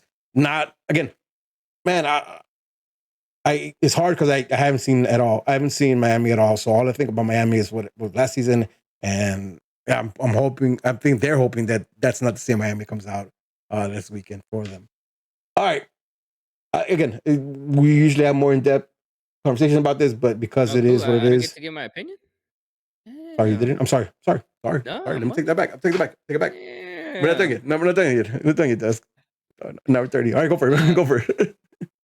It's. I think my biggest thing is set the tempo. Right. A lot of times last year, games would start and we let whomever it was that we were playing dictate. Doesn't matter if Yeah. we were home or away; they would dictate the entire game. We have the players right now to really dictate a game. At least the first 60 minutes, assuming that Victor Vasquez is our go-to guy from the start. Right? If we start in a formation that it's one on top, you have your cam, your two wingers, and your two CMs, right? Which we're expecting it to be legit. Jonah, Cam, obviously, Vasquez. I imagine maybe Dunbar on one side and then Grand Sir on the other side, right? Just with that idea, obviously with the pace of Dunbar on one side, with what seems to be I guess the intelligence, the IQ that Grand Sir seems to have on their wing from what I got in 10 minutes from him, right? And what we know from Vasquez, what we know from Legit, what we know from Jonah, and what we hope from Chicharito, there's no reason we can't dictate this game, Mhm. right? And keep be on the offense, and wouldn't be surprised like that Chicha does have a brace, 10, 15 minutes in. Right? I'm not saying that that's gonna happen. I don't know. I don't know what's gonna happen. I haven't seen future. I'll go do that in a few minutes. But it's it's that, like, let's dictate the game. Let's not give our defense something to worry about, right? Because I'm with Masa. I'm concerned with my defense. I would be happy if we do come out of this game 1-0.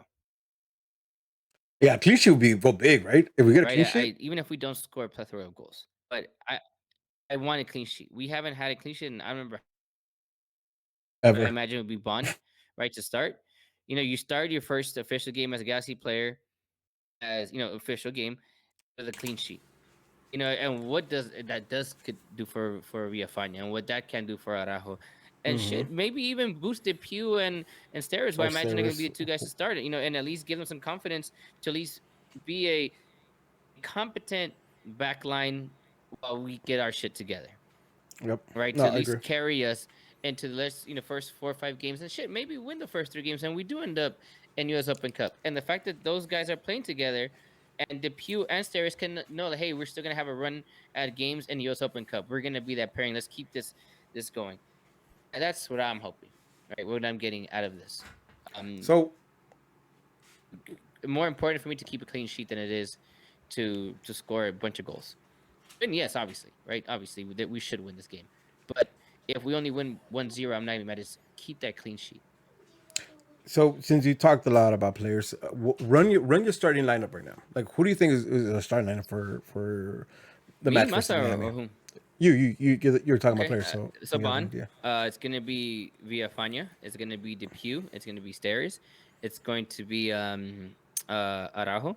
It's gonna be Grand Sir. It's gonna be Jonah Legit. Answer Grand Sir answer on the why? left, or right, one of the wings, right? One of the Okay. wings, Mm-hmm. because we've seen Dunbar play inverted, and Mm-hmm. so maybe, right? So I wouldn't be surprised. So Dunbar on one wing, Grand Sir on the other, Jonah Legit, and then Vasquez as Cam, and Chicha playing striker. That's my lineup. Yeah. I think you're pretty spot on. Masa, you have any changes to that lineup? Plenty actually. Oh, let's go. Let's hear it. Give me a lineup. So Bond, Villafana on the left. Fuck knows at CBs. To be honest, I don't know who's starting. I Give me don't want to something. see Give me Steris something. start. I'm gonna risk it and say Williams gets to start. and I would honestly start. I would start Neo. Do I think it's possible? No, but it's against Higuain, so I don't know. But fuck it, I'll go Neo and Williams. I'll go Julian at right. Um, I think at CMs, I'm thinking Vasquez, Jonah, and I think Saldana or Harvey get the start at CDM. And I think Leggett goes out wide. I think Dunbar gets the other wing. I think Chicharito goes up top. I don't think So Grancier's game ready. Um, but I mean, you could see him. I don't know, to be honest. I think more of what we saw on this past weekend is what we get. on the last pregame on Tucson. Yeah. Yeah, it's interesting. Like that's an interesting call there. Say why I wouldn't. I'll Oh, go my for it. bad. No, go for it. Well, Go I'll for say it. why I wouldn't. If I'm Greg Vanny, why I wouldn't do that. Because with Grand Sir, I'd rather you give me the best 10, 11, 15 minutes you can possibly give me. Even if I have to All right. sub you. So hold on. Let me get my lineup, and then we have that because that's the Okay. discussion we're Oh, having okay. after that. Okay. I So thought you had to agree with mine. My bad. I apologize. no, pretty spot on. I think I have one change. So I'm just gonna go through it. It's Bond that goes, same thing. Villafaña, Araujo as my wing backs. I'm gonna go with Massa and say Williams and Steres though. Like I think it's Williams and Steres the pairing at center back. Not by my choice, but I think that's just gonna happen because I think I would have gone with Neil as well. But I think it's gonna be Steres. I think it is Dos Santos and Leggett. I think it's Vasquez on top with Grand Zero in one wing and Efra on the other. And again, not That's again is disgusting. Chicharito top. I think Efra and I think Steres. Not because I think those are not the players I want. Because I will swap Jelinho for Steres, and I will swap Dunbar or Kai Koenig for Efra. Either one, I will swap them over Efra, but I think Efra's gonna get the start. If that's So the case, I think Masa's scenario is more realistic, where you have legit. I listen. I don't think. I think even Greg Vanny agrees with me right now, just because of the times that we've seen Efra come in. I don't even want to talk about him in the last preseason game because that's how disappointing he is to me.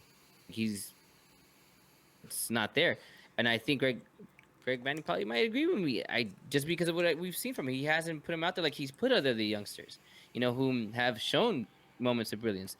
If I'm Vanny in this game, I think I would take my chances there with a Jet and go Harvey and Jonah and Victor in that center midfielder. That to me makes more sense than saying fuck you Harvey starting. or Saldana, to be Right, honest. any of the so. two, right. I think Harvey just because he's more physical built right now, right? And if we're gonna have that coverage for Jonah, who in that type of scenario might be playing very box to box, because we don't expect Victor Vasquez to drop down, right? Listen, but I don't think any of the two like deeper CMs are CDMs. You know what I mean? I think they have some defensive duties, but they're not CDMs.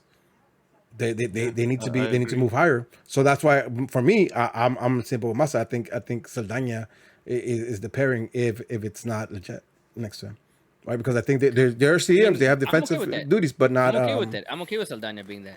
If yeah. that's the No, I case. know you are. But I again, know you are. anyways, I know we're We detouring there, digress. right? Yeah, That's not the conversation. It's the effort. the And that lineup, to me, it just doesn't make sense. Like, why would man. you do that when So the Jets give you better, Dunbar's give you better, Kariniak's give you better? They've all given you better in that role. Fuck, I'm shit. You know what? listen. Might as well do Araujo there before you give me I effort. I think so. Listen, and we all know how you feel about Efra, right? In your opinion, so I'm not gonna argue it. But I think you're mistaken by saying like, oh, I think Vanny's saying the same thing. Efra hasn't had the minutes because he also wasn't in camp the whole time. He wasn't in preseason the whole time, right? Like he also needs the same treatment as Julian because he was away for some time. But again, I digress. I think that's what the move is. I could be wrong. I already said like I'm with you guys. I prefer Jalen Neal. I'm not. I prefer Jalen Neal over Stairs, and I prefer both Dunbar and Kai Korenik out wide over Efra. But I think it's a combination of that. Now with that being said, do you guys believe this team that will win with the formations you guys anybody put out do you guys think will win? With With either, Massas, I think mine's a little more risky because the inexperience at the back against a veteran striker like Higuain. But I think it all comes down to what Greg Vanny said about no matter what the player, there's a system, right? Mm-hmm. So put that shit to the test, baby. Yep. I think with Massas and mine, yes. And I probably even say a little bit more so with Massas because I would prefer to risk Williams and Steris as opposed to Steris in the pew. Is because I rather take my unknown that's supposed to be good than my two knowns that are trash. Right? In my opinion. I just don't think it happens because we haven't seen him out there yet. Vanny hasn't done anything to give me that a thought and opinion apart from the 10 minutes that he gave 10-15 minutes that he gave Grand Sur to start in the preseason game, a game that has no value, right, to start. So the fact that he didn't do that with Williams, I really don't expect him. I don't see him do. I mean, shit. If he does it, fucking ballsy. Now look, absolutely, I would prefer. I would prefer to have Williams and Steris. We're just kind of forgetting that like Granzier, he was coming in from like playing and being ready, right? So what he has is jet lag. What he has is a little, he does not match fit, right? With Williams, he was coming off a hamstring injury, right? So like I don't like I'm okay with Vanny saying I'm holding off as long as I can until you're 100% fit, right? Right, and again, that adds to my logic. Right, I just don't think that that's gonna be it. But that I think that we can win with my lineup and Massas, yeah, definitely not with Rudy's, simply because of of Efra? Alvarez, bro. Yeah, deadass. That's Your opinion. I'd rather have a combination with Saldana in there, and you give me Legit on the wing. I prefer that much more. I just that's how bad I don't think Efra's a game changer. If anything, I think he hinders what we can do in our attack. If I'm in the position based on what I've seen Efra so far, I'm not scared of him. Can we not? Like, it's like every episode we go on effort bashing. It's fine. You say you don't think we'll win that game. That's fine. It's fine. It's fine. I don't think with the lineup. Yeah. And you said it. You said it. You think Efra is the downfall, and it's fair. Your opinion. I'm not gonna argue it. But we think when with the lineups you guys put out. So let's talk about that. Masa, what's your predicted score line? Ooh, here we go. I'm gonna say 2-1. 2-1. Oh, no clean sheet. No clean sheet. Damn it. All right. Clean sheet. Who scores for you? Because I'm gonna say Legit double. I'm not gonna say Chicharito scores until Chicharito scores one. Then he gets hot. I'm not backing that shit up at all this season. So I'm gonna say Legit double. Legit's been in form.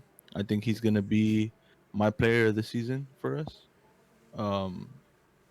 He had a good season last year, and I think he's just hitting his peak. His peak stride. Yeah, listen, I think he's this season. I think it's a Legit season for me. So I'm gonna back him to go double. I'm impressed with that, right? Because he was one of the guys who took a lot of heat from us last season, right? Yeah, but I agree with you. My beef with him was, not showing up, but he showed up against our rivals every time. So my beef with him is done, and I think he's gonna have a season. So and it's crazy to say that he didn't show up, but he was our top scorer last season, and he was the one who keep us in games. That's just how bad the team was. Yep. And he showed up. He gave pace. So he's my guy for this game. He's scoring 2. Angel, give me a scoreline prediction. Fuck, man, Master, you're a piece of shit, bro. I'm gonna go 2-1 also. And listen, David Bingham won't goal, so there's that. From the top ropes or like for the backstage? He's gonna come in like his money in the bank. Yeah, exactly. No, Daniel Steris on goal. And then I'm hold that I can't see happening actually. Daniel Steris on goal, for their goal. And damn, who are my 2 scorers, man? I want to give it to Chicharito so bad, bro, but until you don't put it in the back of the net, I can't. It can't. So I'm gonna say Vasquez and Grand Sur. Let's go. Say the new guys get the goals. I can say Legit assists in 2 of those. I'm gonna say it's gonna be a 3-0 victory for the G's God with damn. That shit would be Optimistic nice. ass Rudy. You know what? Just for that, we're gonna lose. I already know it. Fuck. Thanks a lot. 3-0 Galaxy. A goal from Vasquez, a goal from Chicha, and a goal from Legit. We Good spread it boy. around. Everybody gonna go 3-0 victory on the road, and that's how we kick off the 2021 season, and it's gonna go on from there. Fuck I, know- yeah, I honestly listen. There's no way this team doesn't score goals. Dog. There's no way this team doesn't score goals. The way they play, Here we go again. the way they intend to play, there's no way this team score goals. I think the bold thing I Masa and I did are gonna there. be pissed as fuck on Sunday eating pupusas here, like fucking stupid as thing throwing yuca frita at the TV. I already know it. Listen. Wait till you got what? My bold statement wasn't the 3 goals scored. My bold statement was the 0 at the back line, right? Like, because that's where I think I might be wrong, but I think we get 3 goals. And we get a dub. Man, it's a lot. That's where the bold statement comes. That we're fucking sounding hopeful as fuck for the Galaxy again. God damn. Until All my right. couple was- No, man. Listen. I'll say this, right? You can be as pessimistic as you want, but the fact of the matter that we're playing better already, that there's intent there already versus last year or the year before that, I don't think that's arguable. Listen, Right. I say I lean pessimism, but right now my inner Rudy is out there. Like we winning. That's my inner Rudy. It's not by 3-0, so that's still Yeah, the angel, no, right? I get it. Angel. Listen, but But my inner Rudy is like, all right, meet me in the middle. We're at 1-0. We win. All right, I meet you. Listen, I'm changing. You know, listen. fuck it. I call myself I call myself out when I'm over fucking optimistic, right? I call myself out for being over. I say it like I drink the Kool-Aid. I'm down with this, but this one I don't think I'm being over optimistic. I think I honestly believe this is a plausible result for us. 3-0 victory in Miami. All right, man. Listen, it's here. The season's here. We'll be posting. ACB will be posting out links to some viewing parties. They're limited capacity. They're outdoor places because still no indoor sports viewing right now. So we will have some viewing parties listed. There's contingency going out to Miami. I think it's 100 total fans. They're going out to Miami, so everybody traveling, be safe, get there early, make sure you get to the game, make sure you remember the game because it should be one to remember. It's here, man. We've been waiting for it. Any questions? We do. We're an hour 45. All right, fuck it. We're 2-hour podcast. Let's go. Listen, Yeah, 2-hour podcast. Let's go. First season. Yes, first people are gonna listen to this shit. Yeah. We're gonna listen to shit. Just run by the I questions like quick. it. Like, They're gonna be if there's anything that's relevant to the upcoming, if there's some that are just about the preseason, then maybe just touch them very quick, like super quick, or just hey, we talked about it or whatever. Yeah. So let's start off with let's start with Danger TRL, and I think we can answer this pretty quick. It says, should we try to win USL Championship using the youngsters in the first team? So there's no longer. Yeah. What was the question? Did we try to win USL by USL? using the youngsters on the first team? Absolutely not. Oh wait, what's the already- question? Should we try to win the USL Championship with the youngsters in the first team? Oh, the USL Championship. I thought So you meant the USL G2. So loaning the youngsters to G2. No.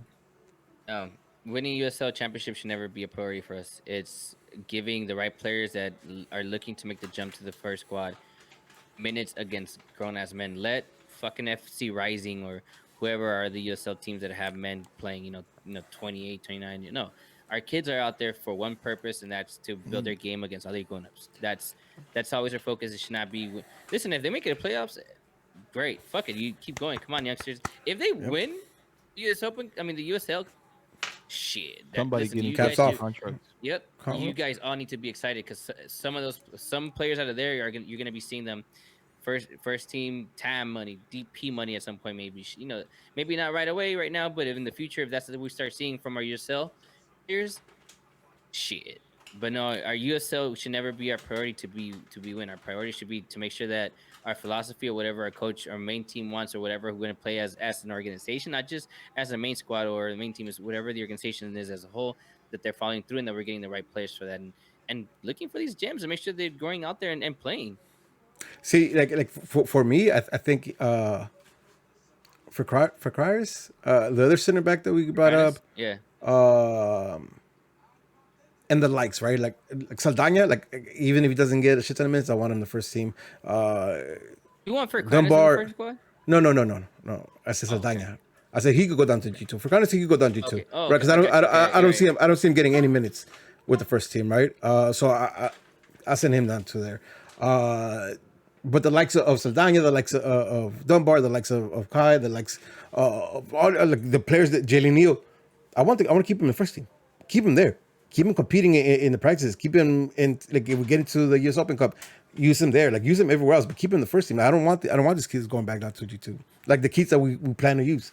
Like, they made the jump. Let's put in work. And I guess that's where the fine line is, right? And I think I understand now a little bit more where this question is coming from. It's because these guys might not be getting some playing time, right? Like Jalen Neal, for example. Once we get Williamson, right, and once we get the other center back into the mix, and we don't, unless someone gets hurt, there's really no point in having Jalen Neal in the squad right now, right? As a 17, 18-year-old, whatever he is, because they can still train together, right? He can still train for the main squad, No, or I don't think. No. Oh, they can. Oh, okay, then that's where the question. Okay. No, and the thing is, like Jalen I'd Neal. rather hold them and keep training with the adults, so like with your main squad, if you have something there. Yeah, but to me right now, Jalen Neal is the third option. Like, I think he's above the pew. I think he's above stairs. You know, he's a little. He's young. He's still young. He still needs. He needs to grow some too. He needs to put in a little weight. You know what I mean? He's already. Yeah.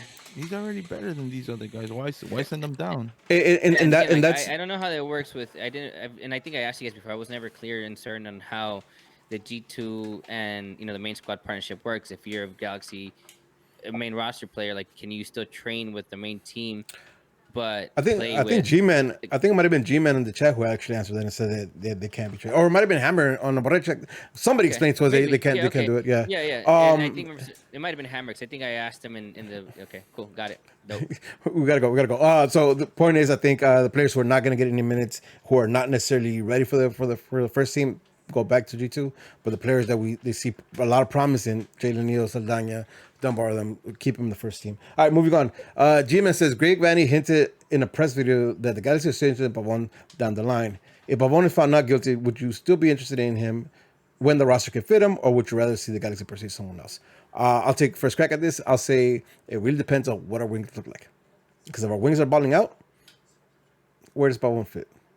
You know what I mean? We might not have to move in that direction. We could look at elsewhere. I'm taking Pavon 100%.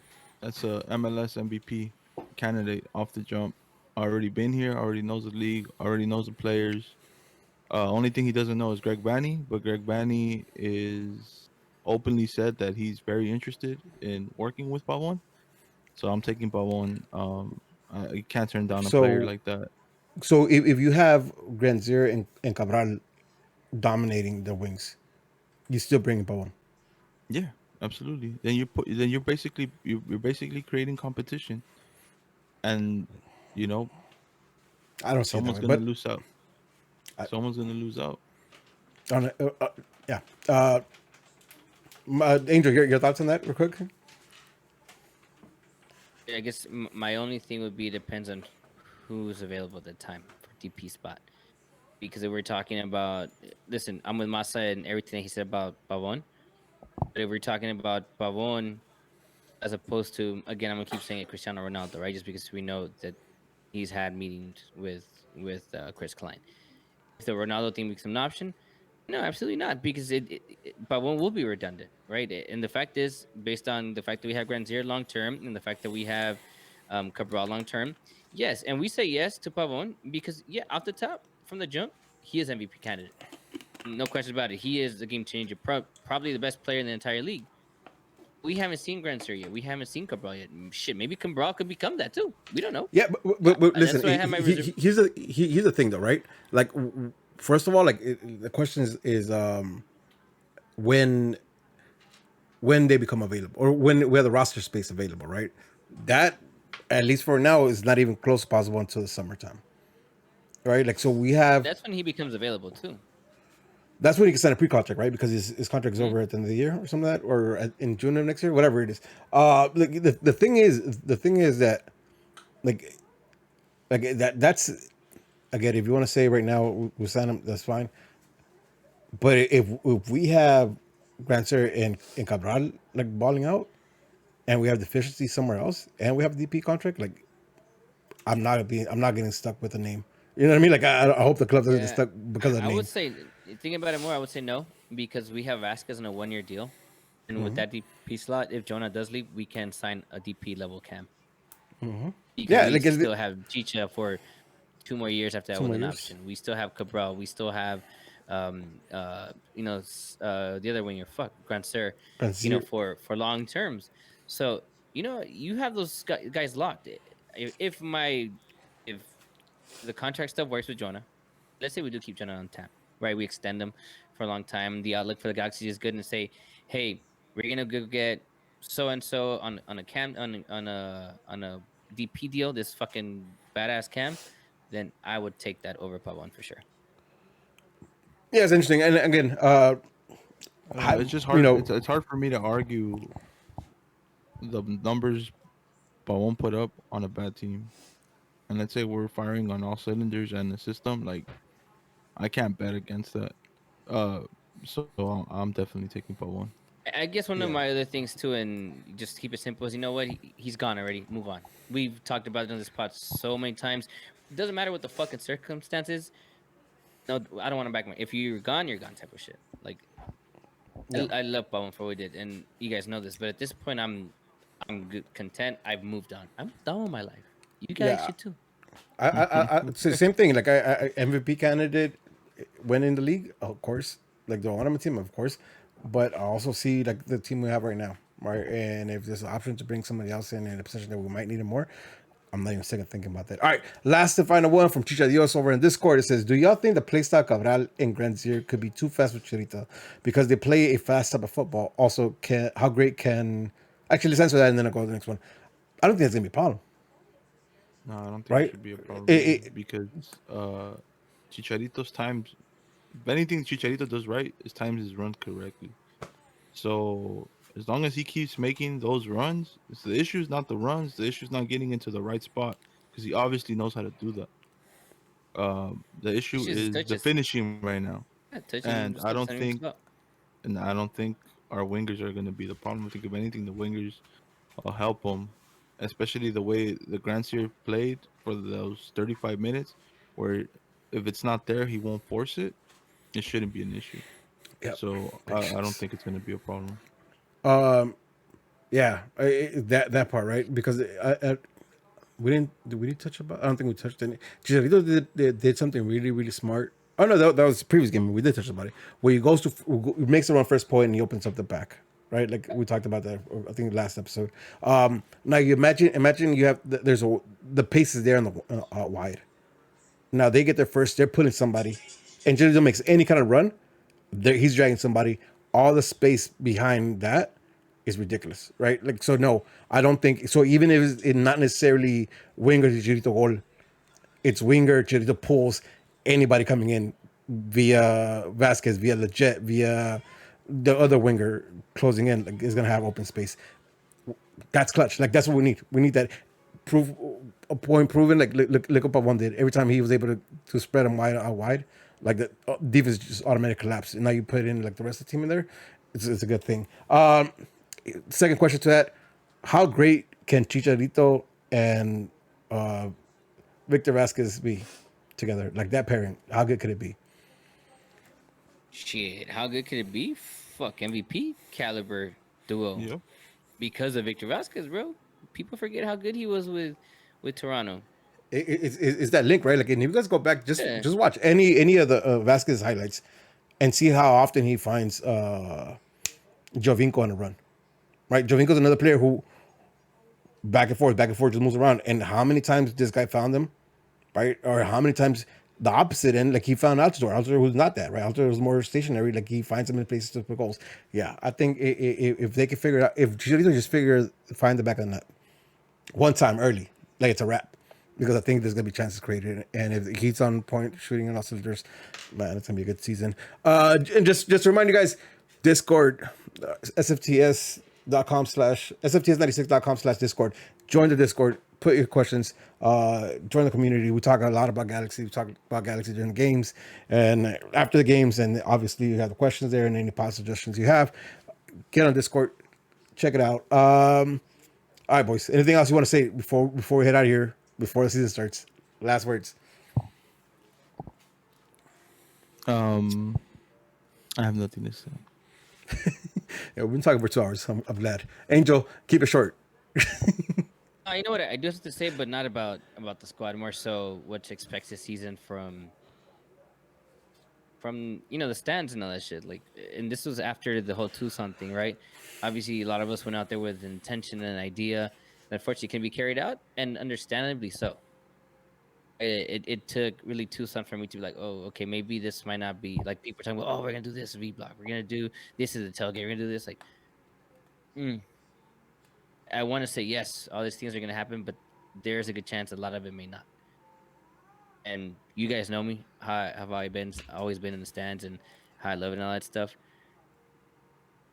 But if you're not ready to just chill out for a little bit, or maybe not as wild out as much as you can, maybe you have to do 50%, and you want to do 50%, then maybe it's not the time for you to be heading to the stadium yet. Maybe you should just hang out at home and go to your away games or whatever you do. Like Miami, don't go. People going to Miami, if you hear this, don't go out there and make it worse, right?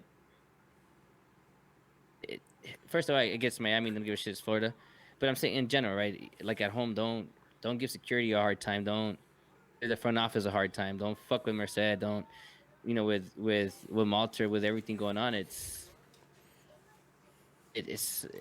mean, it's we're not back to fully operational, y'all. All We're right, not there yet. concisely, because you got 20 seconds before I cut you off because we got to go. This is about to be 2 hours. I can't do Well, 2 hours. like enjoy it as best as you can, but still remember that we're still under a pandemic. And COVID's not gone. It hasn't gone anywhere. Just because the vaccines are already available doesn't mean that COVID is not real. All right, and to follow up with what Angel said, we are getting information about our first home game this week and the following week. So as soon as we get some concrete information for our first home game, we'll definitely share here with you guys so you guys can understand the situation, especially around ACB and B block. But as soon as we get the information for home game, we'll let you know what that looks like. For you guys going to Miami, take Angel's advice. You know what I mean? Like, don't be a dickhead. Go there, enjoy the game, and get home safe. With that being said, it's another episode of Straight from the Stands. I'm boy Rudy. I'm Smarts on Twitch. I'm Smarts on Twitter. I'm Smarts on the gram. This is Angel. Follow me on Instagram only, ADF3691. Nowhere else. Oh, actually, no, follow my Twitch too. I have one of those now. I have one of those. I have one of Yo, those. fucking guest appearances by Eli and Nate are goat, Oh man. yeah. They're the goat. Eli's hilarious. Check them out. The What's government's your not Twitch? real. What's your Twitch? Yeah, same thing. ADF3691. And I think on Discord, I think I'm also ADF3691. Peace, love, and Jesus up. Peace, y'all. Thanks Government's for not rocking real, us for yo. 2 hours. Peace.